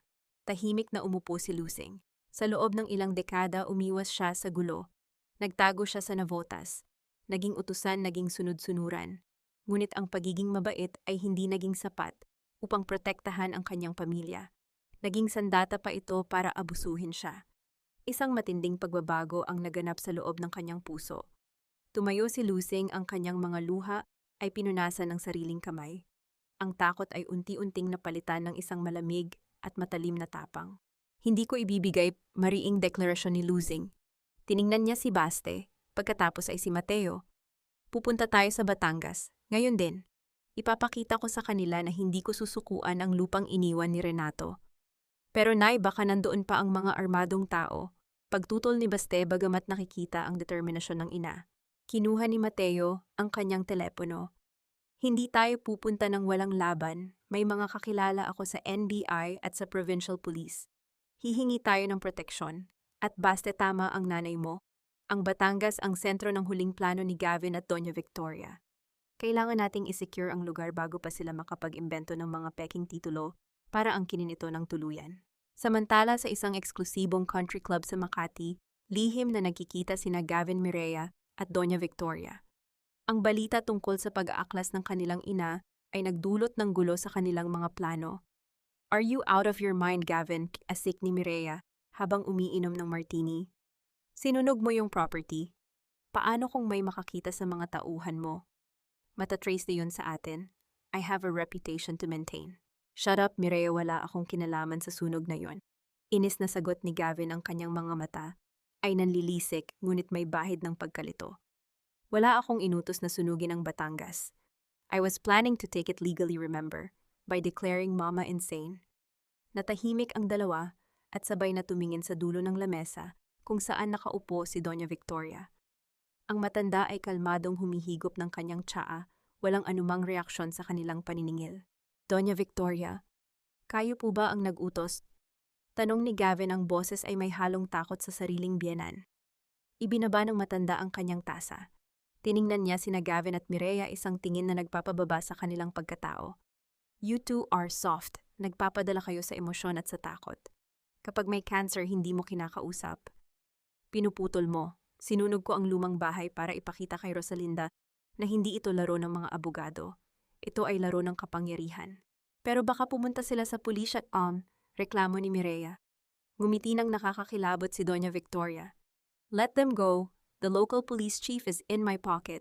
Kapag pumunta si Rosalinda, doon siya mismo ang huhulihin dahil sa kasong arson at insurance fraud na ipinafile ko ngayon laban sa kanya. Ipapakulong ko ang nanay niyo at kapag nasa loob na siya, mas madali na siyang piliting pumirma. Napasinghap si Gavin. Isang bagay ang paalisin ng kanyang ina sa bahay, ngunit ang ipasok ito sa kulungan sa isang kasong gawa-gawa ay ibang usapan. Ngunit bago pa siya makapagreklamo, nag-ring ang telepono ni Doña Victoria. Yes, sagot ng matanda. Tumaas ang kilay nito habang nakikinig. Isang malamig na ngiti ang sumilay sa kanyang labi. Very well, proceed as planned. Ibinaba niya ang telepono at tumingin kina Gavin. Pack your bags. Rosalinda and her pathetic son are on their way to Batangas. The trap is set. Oras na para tapusin natin ito. Sa kabilang banda, habang bumibiyahe sina Lusing Baste at Mateo Lulan ng isang inarkilang sasakyan, patungong Batangas, walang kamalay-malay si Lusing na ang pupuntahan niyang lugar upang bawiin ang dangal, ay naghihintay pala upang ikulong siya. At habang papalapit sila sa probinsya, isang sasakyan ng mga pulis ang biglang humarang sa gitna ng highway, nagpapahinto sa kanilang sasakyan sa ilalim ng madilim na kalangitan. Ang pulang at asul na ilaw mula sa sasakyan ng mga pulis ay tila mga patalim na humihiwa sa kadiliman ng kahabaan ng highway. Biglang pumreno ang inarkilang sasakyan, ninalusing naging sanhi ng marahas na pag-ikot ng gulong sa semento. Sa labas, 3 pulis na may hawak na mahahabang baril ang mabilis na lumapit sa kanilang pinto. Tinututukan sila ng matatalim na sinag ng flashlight. Kumatok ng marahas ang isang opisyal sa bintana ng driver. Dahan-dahang ibinaba iyon ni Attorney Mateo, nananatiling kalmado ang kanyang mukha, kahit paramdam ang matinding tensyon sa loob ng sasakyan. Magandang gabi, Hepe. Ano po ang problema at hinaharang niyo kami sa gitna ng daan? Formal na tanong ni Mateo. Nasaan si Rosalinda de Vera? Lumabas siya. May hawak kaming warrant of arrest laban sa kanya para sa kasong arson at insurance fraud. Matigas at mayabang na utos ng Hepe, sabay tutok ng ilaw sa mukha ni Lusing na nakaupo sa likuran. Nanginig ang mga balikat ni Lusing. Arson. Paano siya magiging suspect sa pagsunog ng sarili niyang alaala? Bago pa man makasagot si Mateo, mabilis na binuksan ni Baste ang pinto. Humarang ang kanyang katawan, ginagawang kalasag ang sarili para sa kanyang ina. Walang lalabas, anong arson? Kayo ang nagsunog ng sarili naming lupa, tapos kami ang huhulihin nyo. Magkano ba kayo binayaran ng bruhang Victoria na yon para gawin kaming kriminal? Ang galit na sigaw ni Baste ay sinalubong ng marahas na paghila ng 2 pulis. Inihampas nila ang binata sa ibabaw ng mainit na hood ng sasakyan. Ikinawit nila ang braso nito pabalik habang pilit itong nagpupumiglas, ang kanyang mukha ay pilit na idinidiin sa matigas na bakal. Baste, makawalang hiyang kayo, bitawan niyo ang anak ko. Tili ni Lusing. Ang paningin niya ay nagdilim. Ang bawat daing ni Baste ay tila patalim na ibinabaon sa kanyang dibdib. Pilit siyang lumabas upang yakapin ang anak, ngunit hinarang siya ng braso ng Hepe. Bumaba si Attorney Mateo, bitbit ang kanyang cellphone na nakabukas sa isang video call at isang dokumentong may selyo ng korte. Hepe, I strongly suggest na bitawan niyo ang kliyente ko at ang kanyang anak. The warrant you are holding is illegal. Isa itong peking utos na ipinalabas sa labas ng oras ng korte. Kausap ko ngayon ang Regional Director ng NBAI at nakarecord ang buong pangyayaring ito. If you take her, I will personally file kidnapping and administrative charges against all of you. Natigilan ang mga pulis. Ibinaba ng Hepe ang kanyang flashlight, bahagyang namutla nang makita ang mukha ng mataas na opisyal sa screen ng telepono ni Mateo. Dahil sa takot na masira ang kanilang karera, unti-unti nilang binitawan si Baste. Mabilis na hinakap ni Lusing ang kanyang anak. Ginamit niya ang laylayan ng kanyang malinis na blusa upang punasan ang dugong tumutulo mula sa gasgas sa pisngi ni Baste. Ang patak ng dugo ng kanyang bunso, ang anak na isinakripisyo ang lahat para sa kanya, ang naging huling patak na sumira sa lahat ng kanyang takot. Walang kwenta ang pag-atras.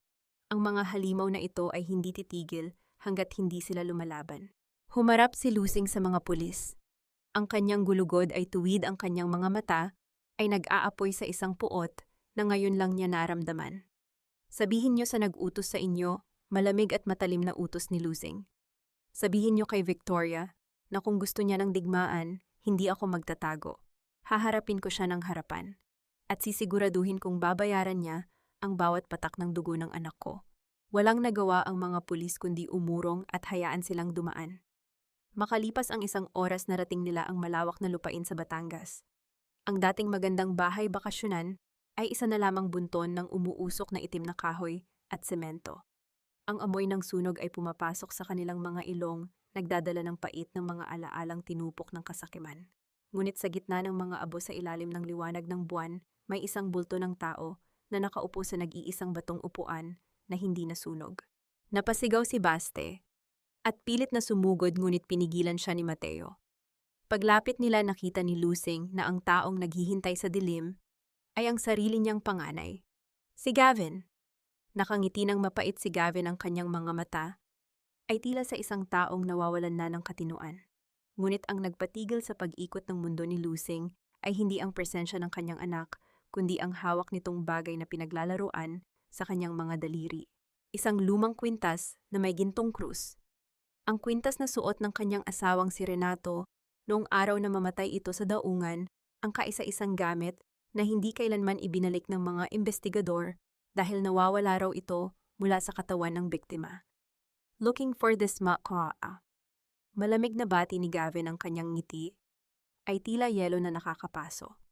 Marami palang sikretong nakabaon sa lupang ito bukod sa titulo. Gusto mo bang malaman kung paano talaga namatay si Papa?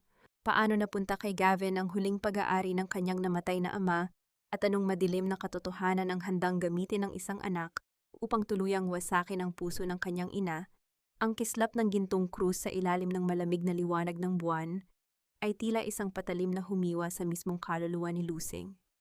Ang hangin na may dalang amoy ng nasunog na kahoy ay biglang naglaho, pinalitan ng isang nakasusuyang katahimikan. Hindi siya makahinga. Ang krus na iyon ang hinalikan ni Renato bago ito umalis sa kanilang barong-barong 20 taon, na ang nakararaan hawak ang pangakong babalik ito. Ngunit hindi na ito nakabalik. Saan mo nakuha yan, Gavin? Nanginginig ang boses ni Lusing, ang kanyang mga paa ay kusang humakbang palapit sa panganay, ngunit pinigilan siya ni Baste. Tumawa si Gavin, isang mahina at basag na tawa na nagpapakita ng kanyang desperasyon at pagkasira ng bait. Pinaglaruan niya ang kwintas, inihahampas ito ng marahan sa kanyang palad. Gusto mong malaman, manakuha ko ito kay Doña Victoria bago ako ikasal kay Clara. Isang wedding gift kumbaga. Isang paalala kung sino talaga ang nagmamay-ari sa pamilyang ito. Napakunot ang noo ni Baste, ang kanyang mga kamao ay nakakuyom ng mahigpit. Anong sinasabi mong, hayop ka? Anong kinalaman ng pamilya ng asawa mo sa pagkamatay ni tatay? Tumingin si Gavin sa kanyang kapatid, ang mga mata ay puno ng pagkamuhi at pagmamataas. You are so naive, Baste. Akala niyo ba aksidente ang pagkamatay ni Papa sa daungan? Na nahulog lang siya sa dagat. The truth is, ang asawa ni Doña Victoria ang nagpapatay kay Papa. Gusto nilang bawiin ang shares at ang lupang ito. At nang malaman kong si Doña Victoria ang nagtatago ng kwintas na ito, huminto si Gavin, huminga ng malalim at tiningnan ang kanyang ina. Nakipagkasundo ako sa kanya. I kept my mouth shut, hindi ako nagkaso. Kapalit noon, tinanggap nila ako sa pamilya, binigyan ako ng posisyon ng mansyon ng pera. I made a practical choice, Ma. I chose our future instead of useless justice. Isang nakakabinging katahimikan ang bumalot sa buong paligid. Tila tumigil ang pagtibok ng puso ni Lusing. Tiningnan niya ang anak na pinag-aralan niya gamit ang barya-baryang kinita mula sa paglilinis ng kaliskis ng isda. Ang anak na ipinagmalaki niya sa lahat. Ipinagbili nito ang dugo ng sariling ama para sa isang mamahaling suit at sasakyan. Hayop ka, pinagpalit mo ang buhay ni tatay para sa pera. Sumigaw si Baste mula sa kaibuturan ng kanyang baga. Walang pagdadalawang isip na sumugod ang binata, handang kitlin ang hininga ng sariling kapatid, ngunit mabilis siyang niyakap at pinigilan ni Attorney Mateo mula sa likuran. Ang bawat pagpupumiglas ni Baste ay may kasamang hagulgol ng isang anak na nawalan ng ama ng 2 beses. Habang nagwawala si Baste na natiling nakatayo si Lusing, walang luhang tumulo mula sa kanyang mga mata. Ang sobrang sakit ay umabot sa puntong naging manhid ang kanyang katawan, nag-iwan lamang ng isang matigas na yelo sa kanyang dibdib. Ipinagbili mo ang kaluluwa mo, Gavin. Malamig at mabagal na sambit ni Lusing. Ang kanyang tingin ay tila nakatitig sa isang estranghero, hindi sa isang anak. Nilunok mo ang dura ng mga taong pumatay sa ama mo para lang hindi ka mag-amoy isda. Ikaw ang pinakakawawang tao na nakilala ko. Nainsulto si Gavin. Ang pilit niyang pinagtatakpang konsensya ay muling nakalkal. Pilit niyang ibinalik ang pagiging dominante. Inilabas niya ang isang nakatuping dokumento mula sa kanyang bulsa at itinuro ito sa mukha ng ina. I don't need your judgment, Ma. I am a survivor. At ngayon babawiin ko ang lahat ng akin. Nanggagalaiting sigaw ni Gavin. Pipirmahan mo ang waiver of rights na ito. Ipapasa mo sa akin ang buong kontrol ng kumpanya at ang Batangas property. Kapag ginawa mo yan, itatago ko ang ebidensyang ito at aayusin ko ang kaso mong arson kay Doña Victoria. But if you refuse, I will throw this cross into the ocean. I will let Doña Victoria rot you in jail and Baste will die a poor miserable construction worker. Ang banta ni Gavin ay malinaw. Isa itong blackmail mula sa sariling laman at dugo. Kailangang pumili ni Lusing ang hustisya para sa kanyang asawa o ang kalayaan at kinabukasan nilang mag-ina. Dahan-dahang lumapit si Lusing kay Gavin. Ang paghakbang niya sa ibabaw ng mga abo ay nag-iwan ng matibay na bakas. Nang makalapit siya, hinawakan niya ang kamay ni Gavin na may hawak na krus. Tiningnan niya ang anak ng diretso sa mga mata. Gavin Bulongni, Lusing ang boses, ay tila isang sumpa mula sa langit. Wala na akong anak na nagngangalang Gavin. Ang taong nasa harap ko ngayon ay isang anino na lamang ng kasakiman. Hinablot ni Lusing ang krus mula sa nanginginig na kamay ng kanyang anak. At bago pa man makapag-react si Gavin, isang nakasisilaw na liwanag mula sa mga headlights ng 3 itim na SUV ang biglang nagbukas mula sa likuran ng mga nasunog na puno na nakatutok ng direkta sa kanila. Bumukas ang pinto ng gitnang sasakyan at mula roon ay bumaba si Doña Victoria na papalibutan ng 5 malalaking lalaki na may mga nakasukbit na armas sa kanilang tagiliran. You talk too much, Gavin. I knew you were too weak to handle your own mother. Matalim na wika ng matanda ang kanyang boses ay nangingibabaw sa ingay ng hangin. Tumingin si Doña Victoria kay Lusing, isang ngiting nagbabadya ng kamatayan ang sumilay sa kanyang labi. Well, Rosalinda, since you know the truth now, I guess I have to bury you in the exact same place where Renato's dreams died. Wala nang pulis. Wala nang korte. Paano makakaligtas sina Lusing, Baste at Mateo mula sa mga kamay ng isang babaeng kayang bilhin maging ang batas at handang ibaon sila sa sarili nilang lupa? Iligpit nyo na sila. Siguraduhin ninyong walang kahit isang bakas na may iwan sa lupang ito. Ang abo ay madaling itago lalo na kung ihahalo sa semento. Ang utos ni Doña Victoria ay tila isang hatol ng kamatayan na bumasag sa katahimikan ng gabi. Ang 5 armadong lalaki ay dahan-dahang humakbang palapit, ang kanilang mga anino ay humahaba sa ibabaw ng mga abo. Ang liwanag mula sa mga headlights ng SUV ay naging kasing talas ng mga matang isang mano nila. Mabilis na humarang si Baste sa harap ni Lusing. Ang kanyang mga braso ay nakabukas, pilit na ginagawang pader ang kanyang katawan laban sa banta ng kapahamakan. Huwag niyo silang lalapitan, Mateo. Ilayo mo si nanay, tumakbo na kayo. Baste, hindi kita iiwan. Tili ni Lusing, ang kanyang mga kamay ay mahigpit na nakakapit sa maduming sando ng kanyang bunso. Ang takot na nararamdaman niya ay hindi para sa sarili niyang buhay, kundi para sa huling anak na nagbigay sa kanya ng dahilan para lumaban.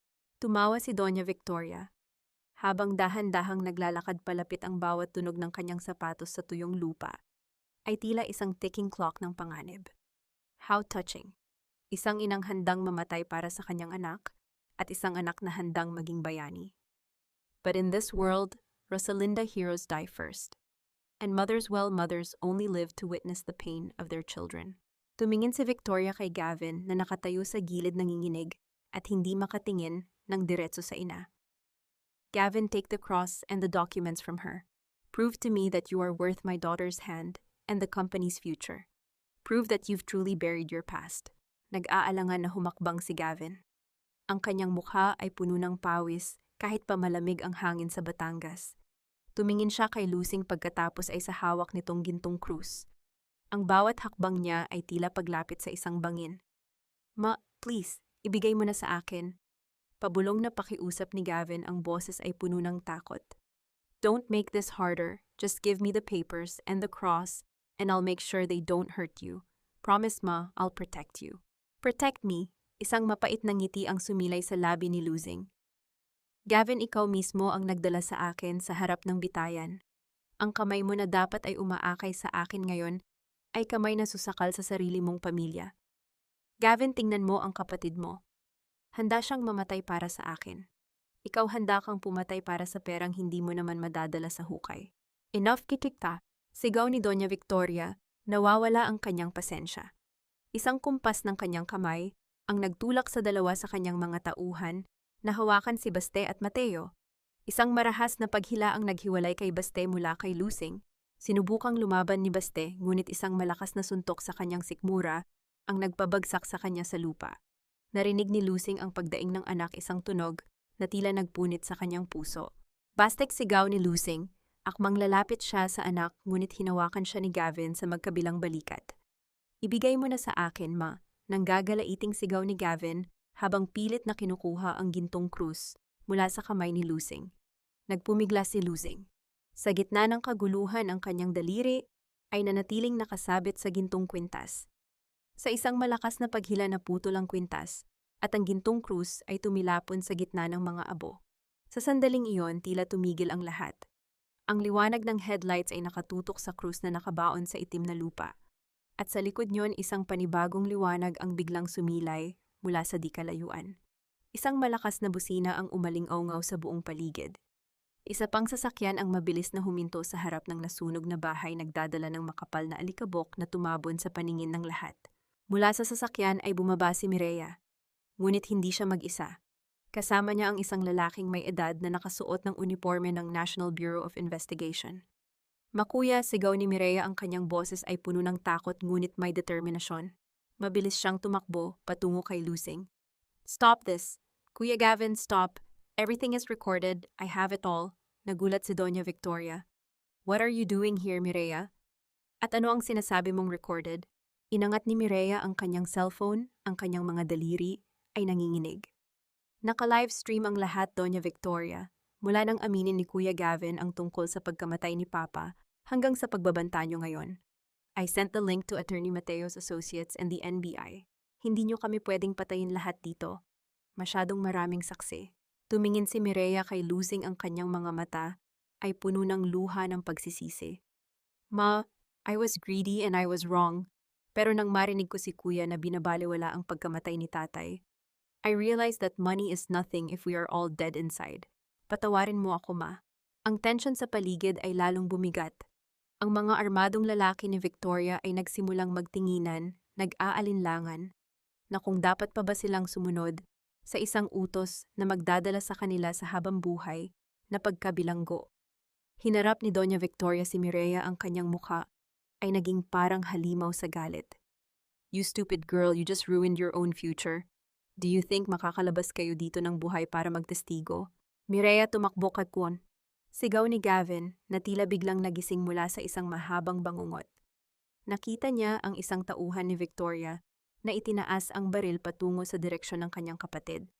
Isang mabilis na pangyayari ang naganap. Sa halip na tumakbo palayo si Gavin ay humarang sa harap ni Mireya. Isang tunog ng pagputok ang umalingaw sa gabi, ngunit hindi ito tunog ng baril. Ito ay tunog ng isang malakas na banggaan ng mga bakal sa kalsada. Ang mga sasakyan ng kapulisan at NBI ay sabay-sabay na pumasok sa loob ng property. Ang kanilang mga sirena ay sa wakas ay narinig na. Ang paligid ay napuno ng sigawan at utos na ibaba ang mga armas. Ngunit sa gitna ng kaguluhan, nakita ni Lusing si Gavin na dahan-dahang bumagsak sa kanyang mga tuhod. Hawak ang kanyang balikat na dugo ang duguan. Ang panganay na anak na nagtaksil sa kanya ay binitawan ang kanyang huling alas para protektahan ang kanyang kapatid.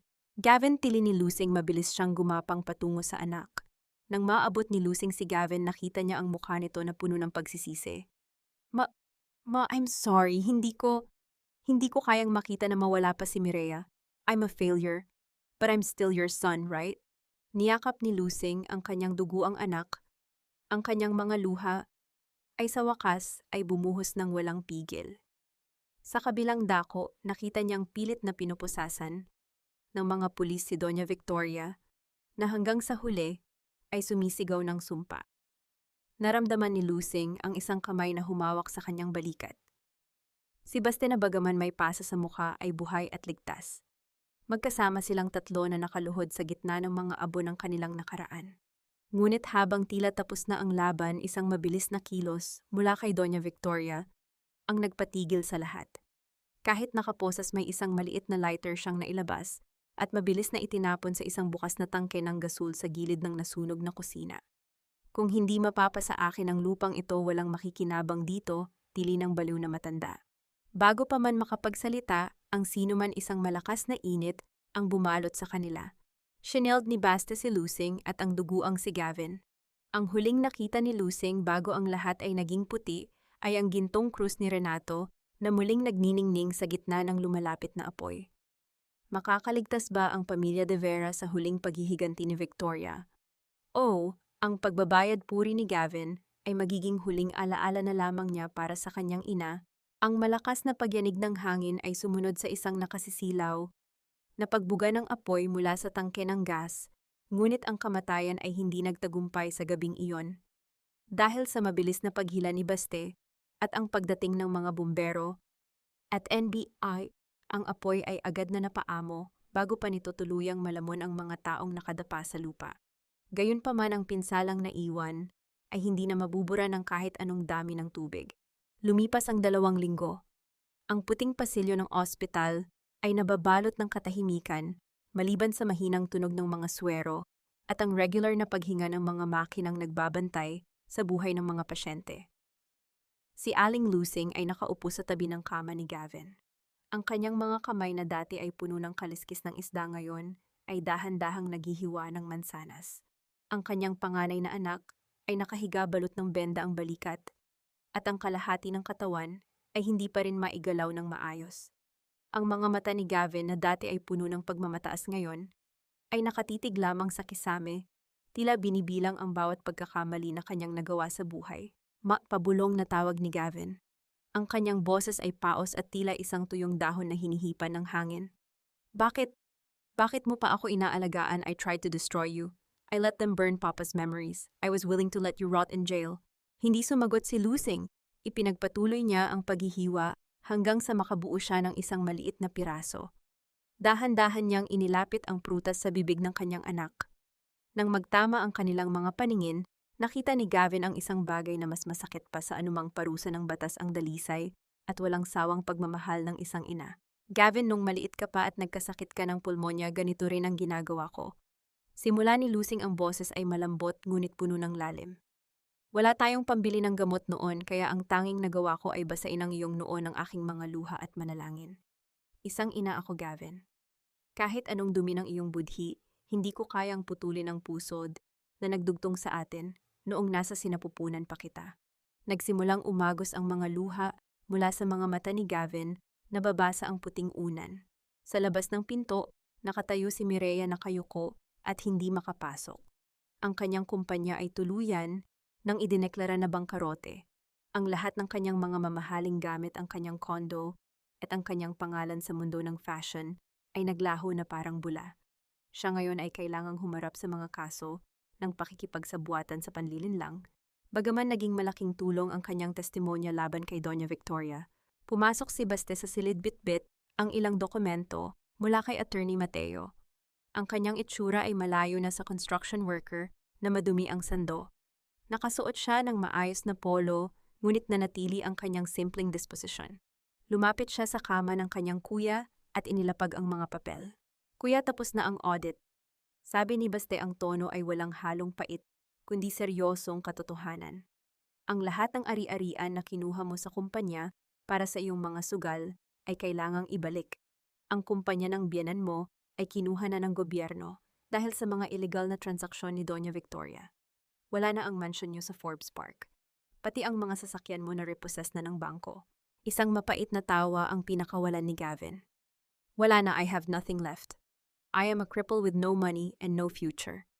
Hindi totoo yan, kuya, sagot ni Baste habang tumitingin kay Lusing. Meron ka pang pamilya, isang pamilya na binaliwala mo pero narito pa rin para pulutin ang mga piraso ng buhay mo. Samantala sa loob ng isang madilim na selda sa provincial jail, si Doña Victoria ay nakaupo sa isang matigas na semento. Ang kanyang mga perlas ay kinuha na, ang kanyang mamahaling damit ay pinalitan ng kulay kahel na uniforme ng bilanggo. Wala na ang kanyang kapangyarihan, wala na ang kanyang mga tauhan. Ang tanging kasama niya ay ang multo ng kanyang mga kasalanan at ang katotohanang ang taong itinuring niyang amoy isda ang siyang nagpabagsak sa kanyang toring gawa sa buhangin. Paglabas ng ospital, dinala ni Lusing ang kanyang mga anak sa isang lugar na hindi nila inaasahan. Hindi sa isang mansyon kundi sa isang maayos at malinis na bahay sa Batangas. Ilang metro lamang ang layo mula sa lugar kung saan nasunog ang kanilang lumang tahanan. Ang bahay na iyon ay simple gawa sa matibay na kahoy at bato at may malawak na beranda na nakaharap sa dagat. Dito tayo magsisimula, sabi ni Lusing habang nakatingin sa abot tanaw. Gavin, kailangan mong mag-undergo ng physical therapy at si Baste ang mag-aalaga sa'yo. Mireya, kailangan mong matutong mabuhay ng payak. Ibinenta ko na ang karamihan sa mga shares ng shipping line para punduhan ang isang foundation para sa mga pamilya ng mga construction workers at mangingisda sa Navotas. Ang natira ay sapat na para sa ating lahat na mamuhay ng marangal, hindi marangya. Tumingin si Mireya sa dagat, ang hangin ay humahaplos sa kanyang mukha. Paano kung hindi namin kayang magbago? Paano kung hindi kami karapat-dapat dito? Hinawakan ni Lusing ang kamay ni Mireya at Baste, habang ang kanyang isa pang kamay ay nakapatong sa wheelchair ni Gavin. Ang sugat ay gumagaling, ngunit nag-iiwan ito ng pilat upang paalalahanan tayo sa ating mga pagkakamali. Ang pilat na iyan ang magsisilbing gabay nyo para hindi na muling maligaw. Ngunit sa kabila ng kapayapaang ito, isang malaking tanong ang nananatili sa isip ni Baste. Habang tinitingnan niya ang kanyang kuya Gavin, na tahimik na nakatingin sa gintong krus ni Renato, iniisip niya kung ang pagsisisi ba nito ay bunga lamang ng kanyang pagkatalo o kung mayroon pa ring nakatagong plano ang kanyang kuya. Sa sandaling bumalik ang lakas nito. At sa gitna ng kanilang unang hapunan sa bagong bahay, isang hindi inaasahang katok ang narinig nila mula sa pintuan. Isang batang lalaki na may dalang isang lumang sobre na may tatak ng kumpanya ni Renato, 20 taon na ang nakalipas, ang naghahanap kay Rosalinda de Vera. Sabi po ng lolo ko bago siya mamatay, ibigay ko raw po ito sa inyo kapag nahanap niyo na ang katahimikan, sabi ng bata. Anong huling mensahe mula sa nakaraan ang nakatago sa loob ng sobreng iyon? At ito ba ang magsisilbing susi sa kanilang tuluyang paghilom o magbubukas muli ng isang sugat na akala nila ay sarado na? Dahan-dahang kinuha ni Lusing ang sobre mula sa kamay ng bata. Ang papel ay naninilaw na at may mga mantsa ng lumang panahon, ngunit ang sulat kamay sa labas, ang matatag at medyo pahilis na letra ni Renato ay agad na nagpabilis sa tibok ng kanyang puso. Sa loob ng 20 taon, ang liham na ito ay naglakbay sa katahimikan, naghihintay ng tamang sandali upang mabuksan. Umupo ang lahat sa paligid ng hapagkainan na gawa sa nara. Walang nagsasalita, tanging ang mahinang huni ng mga kuliglig sa labas at ang banayad na paghampas ng alon sa pampang ang naririnig. Sa ilalim ng liwanag ng isang bumbilya, dahan-dahang binuksan ni Lusing ang sobre. Isang lumang wedding ring ang unang nalaglag mula sa loob, kasunod ang isang maikling liham. Ang singsing ay ang kapilas ng suot ni Lusing, ang singsing na akala niya ay nawala rin noong gabi ng aksidente ni Renato. Mabasahin mo, please. Pakiusap ni Mireya, ang kanyang boses ay puno ng panginginig. Huminga ng malalim si Lusing at nagsimulang magbasa sa wikang Tagalog. Ang kanyang boses ay tila isang dalangin na umaalingaw-ngaw sa silid. Para sa aking mahal na Lusing at sa aking mga anak na sina Gavin, Mireya at Baste. Kung binabasa niyo ito, ibig sabihin ay hindi na ako nakauwi. Lusing, patawarin mo ako kung dinala ko ang pamilya natin sa panganib dahil sa aking mga prinsipyo. Alam ko ang banta ng pamilya ni Victoria at alam ko na baka hindi na ako abutin ng umaga. Selmo, ang aking tapat na kaibigan, ang magtatago nito. Gavin anak, nakikita ko ang labis mong paghahangad sa yaman. Huwag mong kakalimutan na ang tunay na pundasyon ng isang gusali ay hindi ang semento, kundi ang katapatan. Mireya, ang iyong kagandahan ay walang kwenta kung ang puso mo ay magiging kasing tigas ng bato. At baste ang aking bunso, panatilihin mo ang iyong busilak na puso. Ikaw ang magiging huling bantay ng ating pamilya. Tumigil sandali si Lusing dahil ang kanyang lalamunan ay naging kasing sikip ng isang nakabuhol na lubid. Ang mga hikbi ni na Gavin at Mireya ay nagsimulang sumabog tila mga dam na bumigay sa tindi ng agos ng emotion. Ipinagpatuloy ni Lusing ang huling bahagi. Lusing, ang lahat ng yaman na iniwan ko ay hindi para sa luho. Ito ay para sa inyong kaligtasan. Ngunit kung darating ang araw na kailangang pumili sa pagitan ng pera at ng pagmamahalan nyo, sunugin nyo ang lahat ng titulo. Dahil ang tanging pamana na gusto kong dalhin nyo ay ang ating pangalan na malinis at puno ng pag-ibig. Mahal ko kayo. Magkita-kita tayo sa dulo ng bahaghari. Bumagsak ang liham sa lamesa. Si Gavin na nakaupo sa kanyang wheelchair ay humagulgol ng malakas, itinakip ang kanyang mga kamay sa kanyang mukha. Ang bawat pag-atungal niya ay tila paglalabas ng lahat ng lason na itinanim niya sa kanyang sariling buhay sa loob ng maraming taon. Papa, sorry. I'm so sorry, pa. Sigaw ni Gavin sa pagitan ng kanyang mga hikbi. Ipinagbili ko ang dangal mo para sa mga taong pumatay sa'yo. I don't deserve this name. I don't deserve anything. Lumapit si Baste sa kanyang kuya. Sa halip na sumbat, isang mahigpit na yakap ang ibinigay niya rito. Ang dalawang magkapatid, ang isa ay sugatan ng katawan at ang isa ay sugatan ng kaluluwa, ay nagtagpo sa gitna ng pagpapatawad. Si Mireya naman ay lumuhod sa paanan ng kanyang ina, isinusubsob ang kanyang mukha sa kandungan ni Lusing, humihingi ng tawad na hindi matatapos sa isang salita lamang. Ang gabing iyon ay naging gabi ng paglilinis. Hindi na kailangan ang mga abogado o mga auditor upang malaman ang katotohanan. Ang bawat isa sa kanila ay naging auditor ng sarili nilang mga konsensya. Lumipas ang mga buwan at ang buhay sa Batangas ay naging isang payapang ritual. Si Baste ang nagpapatakbo ng maliit na construction firm na binuo ni Lusing, ngunit ang kanyang mga tauhan ay binubuo ng mga mahihirap na ama mula sa Navotas. Si Mireya naman ay nagtuturo ng pananahi at disenyo sa mga kababaihan sa komunidad, ginagamit ang kanyang talento upang bigyan ng dangal ang iba sa halip na itaas ang sariling ego. At si Gavin, bagaman hindi na siya makakalakad, nang normal na tagpuan niya ang kanyang silbi sa paghawak ng mga libro at records ng kumpanya ni Baste. Ang kanyang talino sa negosyo ay ginagamit na niya ngayon upang siguruhin na walang sino mang manggagawa ang madadaya sa kanilang sahod. Isang hapon, habang nakaupo sila sa beranda at pinagmamasdan ang paglubog ng araw, tiningnan ni Lusing ang kanyang mga anak. Nakita niya ang mga pilat sa kanilang mga mukha at katawan, ngunit nakita rin niya ang ningning sa kanilang mga mata, na matagal nang nawala ang ningning ng katotohanan. Mang, tawag ni Mireya habang nagtitimpla ng kape. Bakit po yung gintong krus ni Papa ibinaon niyo ulit sa pundasyon ng bahay na ito? Ngumiti si Lusing, isang ngiti ng wagas na kapayapaan. Dahil ang bahay na ito, anak, ay hindi lang gawa sa kahoy at bato. Ito ay itinayo sa ibabaw ng sakripisyo ng inyong ama.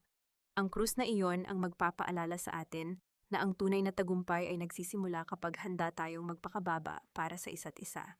Ngunit sa gitna ng kanilang katahimikan, isang sasakyan ng gobyerno ang huminto sa tapat ng kanilang bakuran. Isang opisyal ang bumaba at lumapit kay Attorney Mateo, na noon ay bumibisita rin sa pamilya. Attorney Valderrama, bati ng opisyal. May kailangan po kayong malaman tungkol sa kaso ni Doña Victoria. May mga bagong testimonya na lumabas at tila hindi lang ang pamilya de Vera ang naging biktima niya. Ngunit may isang problema. Ang kumpanya ng mga de Vera ay kailangang sumailalim sa isang huling pagsubok ng batas na maaring bumura sa lahat ng inyong natitirang yaman. Nagkatinginan ang mga anak ni Lusing. Ang tanong ay hindi na kung paano nila isasalba ang pera, kundi kung handa ba silang mawala ang lahat, manatili lamang silang magkakasama. Handa na ba ang pamilya de Vera para sa huling sakripisyo upang tuluyang makalaya sa anino ng nakaraan? Kailangang ibenta ang lahat. Ang bawat barko, ang bawat lupain, at maging ang natitirang pondo sa bangko, lahat ay dapat gamitin upang bayaran ang mga biktima ng panloloko ni Doña Victoria. Ang tinig ni Attorney Mateo ay tila isang hatol na bumasag sa katahimikan ng hapon. Ang sikat ng araw na tumatama sa beranda ay tila nawalan ng ningning. Nakatayo ang pamilya de Vera sa paligid ng lamesa, nakatingin sa mga dokumentong nagsasabing ang kanilang panandaliang ginhawa ay kailangang magwakas para sa hustisya ng iba. Napatigil si Lusing sa kanyang pag-aayos ng mga bulaklak sa pasungluwad. Dahan-dahan niyang ibinaba ang gunting ang kanyang mga daliri, ay bahagyang nanginginig. Sa likod niya narinig niya ang mahinang pag-ikot ng gulong ng wheelchair ni Gavin. Legal liability po ito ng De Vera Shipping dahil ginamit ni Victoria ang pangalan ng kumpanya niyo para sa kanyang mga ghost projects sa Navotas at Batangas. Pagpapatuloy ni Mateo, ang kanyang mga mata ay puno ng lungkot. Kung hindi natin ito babayaran, ang pamilya niyo ang haharap sa mga kasong kriminal. Maaaring makulong kayong lahat dahil sa mga pirma ni na Gavin at Mireya noong sila pa ang nakaupo. Namayani ang isang mabigat na katahimikan. Si Mireya ay napahawak sa kanyang dibdib, ang kanyang mukha ay nawalan ng kulay. Pagkatapos ng lahat ng pinagdaanan nila, ang sunog, ang baril, ang muntik ng pagkamatay ngayon, ay kailangan nilang bumalik sa kung saan sila nagsimula sa wala. Tawag ni Mireya, ang boses ay nanginginig. Babagsak na naman ba tayo? Magiging mahirap na naman ba tayo? Kakayanin ba natin? Tumingin si Gavin sa kanyang mga kamay na nakapatong sa kanyang kumot. Pagkatapos ay inangat niya ang kanyang tingin kay Lusing. Wala nang bakas ng takot o kasakiman sa kanyang mga mata. Isang pambihirang kapanatagan ang bumalot sa kanyang mukha. Ibibigay natin makwa. Pabulong ngunit matatag na sabi ni Gavin. Nagulat sina Baste at Mireya. Ang taong dating handang pumatay para sa yaman, ang siya pa ngayong unang nagsabing bitawan ito. Gavin, tanong ni Baste, ayoko nang mabuhay na may utang na loob sa mga taong sinaktan natin. Paliwanag ni Gavin, ang kanyang boses ay lumalakas sa bawat salita. Ang yamang ito ay mantsado ng dugo ni Papa at luha ng mga mangingisda sa Navotas. Manoong itinaboy kita dahil sa amoy isda mo, doon ako naging pinakamahirap na tao. Ngayong wala akong pera pero kasama kita. Dito ko naramdaman na ako na ang pinakamayaman. Lumapit si Lusing sa kanyang panganay at hinaplos ang pisngi nito. Ang mga luha ng kagalakan ay gumuhit sa kanyang kulubot na balat. Ang kanyang 2 dekada ng pananalangin ay sa wakas ay sinagot na ng langit. Hindi ang pera ang kanyang hiniling, kundi ang pagbabalik ng kaluluwa ng kanyang mga anak. Tama ang kuya niyo. Sabi ni Lusing, ang boses ay puno ng awtoridad at kapayapaan. Mateo, ihanda mo ang lahat ng papeles. Ibigay ang bawat sentimo sa mga biktima. Iwanan mo lang ang bahay na ito sa amin. Ang lupang ito ay sapat na para mabuhay tayo ng marangal. Pero Naitong, singit ni Baste, paano ang therapy ni Kuya? Paano ang pagkain natin? Babalik po ba kayo sa palengke? Ngumiti si Lusing, isang ngiting nagpapakita ng kanyang hindi matatawarang lakas. Baste, anak, ang nanay mo ay dalubhasa sa paggawa ng paraan. At sa pagkakataong ito, hindi lang ako ang maglalako. Magkakasama tayong 4. Nagkahawak kamay ang 4 na magkakapamilya sa ibabaw ng mga papeles na kukuha sa kanilang yaman. Ang tunay na kilig at ligaya ay hindi nagmula sa alhas o titulo, kundi sa pagkakaisang matagal nilang ipinagkait sa isa't isa. Kinabukasan, sa harap ng korte formal na nilagdaan ni Lusing ang paglilipat ng lahat ng kanyang ari-arian sa isang victims fund. Ang mga reporters ay nagkagulo, hindi makapaniwala na may isang bilyonaryong handang maging dukha para sa integridad. Paglabas nila ng gusali ng korte, sinalubong sila ng isang grupo ng mga mangingisda mula sa Navotas. Ang mga taong dati ay tinitingnan ni na Gavin, nang may pandidiri ay lumapit at nag-abot ng mga supot ng sariwang isda at gulay. Ang utang na loob ay muling nabuhay, ngunit sa pagkakataong ito ay dalisay. Habang naglalakad sila patungo sa kanilang lumang van, isang itim na sasakyan ang huminto. Bumaba ang abogado ni Doña Victoria. May iniabot siyang isang maliit na box kay Lusing. Galing po ito sa loob ng vault ni Doña Victoria sa kulungan. Sabi niya, ibigay raw ito sa inyo. Ito ang huling piraso na hindi niya naisama sa sunog, sabi ng abogado bago mabilis na umalis. Dahan-dahang binuksan ni Lusing ang box. Sa loob ay isang lumang notebook. Ang diary ni Renato. Ang huling pahina ay may petsa bago ang kanyang kamatayan. Nang mabasa ni Lusing ang unang pangungusap sa huling pahina, napatigil siya sa paglalakad. Ang kanyang puso ay tila sasabog sa gulat. Baste, Gavin? Mireya? Tawag ni Lusing, ang kanyang boses ay nanginginig sa matinding emosyon. May isa pang lihim ang tatay niyo. Isang lihim na hindi tungkol sa pera kundi tungkol sa kung sino talaga si Baste. Anong lihim ang itinatago ni Renato tungkol sa kanyang bunsong anak? At paano nito babaguhin ang tingin ni Gavin at Mireya sa kapatid na palagi nilang minamaliit? Ang dagat sa Batangas ay tila isang dambuhalang salamin na nagpapakita ng gintong liwanag ng papalubog na araw.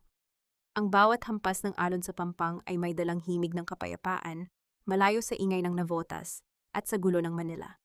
Sa beranda ng kanilang payak na bahay na gawa sa bato at kawayan, ang pamilya De Vera ay muling nagtipon sa huling pagkakataon upang buksan ang huling pahina ng kanilang nakaraan. Hawak ni Lusing ang lumang notebook ni Renato, ang kanyang mga daliri ay dahan-dahang hinahaplos ang bawat letra. Sa tabi niya, sina Gavin, Mireya at Baste ay nakikinig ng may buong paggalang. Rosalinda, simulan ang sulat ni Renato sa kanyang diary. Ang bunsong si Baste ay hindi lamang basta biyaya. Siya ang apo ng orihinal na may-ari ng De Vera Shipping Lines, ang anak ng aking matalik na kaibigan, na pinatay ng pamilya ni Victoria upang makuha ang kumpanya. Iniligtas ko siya at itinuring na sariling atin upang hindi siya mahanap at saktan ng mga buitre. Ang lahat ng yaman at lupang ito ay sadyang sa kanya, at ikaw ang itinalaga kong tagapangalaga hanggang sa maging sapat na ang kanyang lakas. Isang malalim na katahimikan ang bumalot sa kanila. Napatingin sina Gavin at Mireya kay Baste. Ang kapatid na palagi nilang minamaliit, ang uneducated na construction worker, ay siya palang tunay na tagapagmana ng imperyong pinag-agawan nila. Ang kabalintunaan ng tadhana ay tila isang huling aral na humampas sa kanilang mga puso. Baste! Bulong ni Gavin, ang kanyang boses ay puno ng pagkamangha. Sa'yo talaga ang lahat. Ikaw ang dapat na nakaupo sa mansyon, hindi ako. Ngumiti si Baste, isang nangiting walang bahid ng puot o pagmamataas. Hinawakan niya ang kamay ni Gavin at ni Mireya. Kuya ate, para sa akin hindi ako tagapagmana ng kumpanya. Ako ay anak ni Aling Lusing at ni Tatay Renato. Iyon ang pinakamataas na titulong gusto kong hawakan habang buhay. Ang perang iyon, masaya akong naipamigay natin sa mga nangangailangan. Mas gusto ko ang ganito, yung nakakahinga tayo ng maluwag. Napaiyak si Mireya at hinakap ang kanyang bunsong kapatid. Patawarin mo kami, Baste. Patawarin mo kami kung nabulag kami sa mga bagay na hindi naman talaga sa amin. Ang pagpapatawad ay hindi na kailangan pang bigkasin ng paulit-ulit. Nakita ito sa paraan ng pag-aalaga ni Mireya sa kanyang ina, sa pagtitiyaga ni Gavin sa kanyang therapy, at sa pagsisikap ni Baste na itayo ang kanilang bagong simula. Ang pamilyang De Vera na dati ay pinaglayo ng ginto, ngayon ay pinagbuklod ng simpleng pagmamahalan. Sa hapunan ng gabing iyon, naghain si Lusing ng mainit na paksiw na bangos. Ang amoy ng suka at luya ay humalo sa alat ng dagat. Wala na ang mga mamahaling plato o kristal na baso, ngunit ang bawat subo nila ay may lasa ng tunay na kaligayahan. Ma, sabi ni Gavin habang inaalalayan siya ni Baste na kumain. Salamat dahil hindi ka sumuko sa amin. Salamat dahil hinintay mo kaming maging tao muli. Hinalikan ni Lusing ang noo ng kanyang panganay. Ang pag-ibig ng isang ina ay parang dagat, anak. Minsan ay may bagyo, minsan ay maalon, pero hinding-hindi ito natutuyo. Ang mahalaga ay nakauwi na kayo sa dalampasigan. Sa paglipas ng mga taon, ang kwento ni Aling Lusing ay naging alamat sa Navotas at Batangas. Hindi siya naalaala bilang ang babaeng naging bilyonaryo, kundi bilang ang inang may amoy isda na nagturo sa mundo na ang pinakamalaking kayamanan ay hindi nahuhukay sa lupa o nakukuha sa bangko. Ito ay matatagpuan sa loob ng isang tahanan kung saan may pagpapatawad, sakripisyo at wagas na pagmamahal. Habang ang huling sikat ng araw ay tuluyang naglaho, ang gintong krus ni Renato na nakabaon sa pundasyon ng kanilang bahay, ay nanatiling nagniningning sa dilim, isang tahimik na saksi na ang pamilya De Vera ay sa wakas ay nakahanap na ng kanilang tunay na langit sa lupa.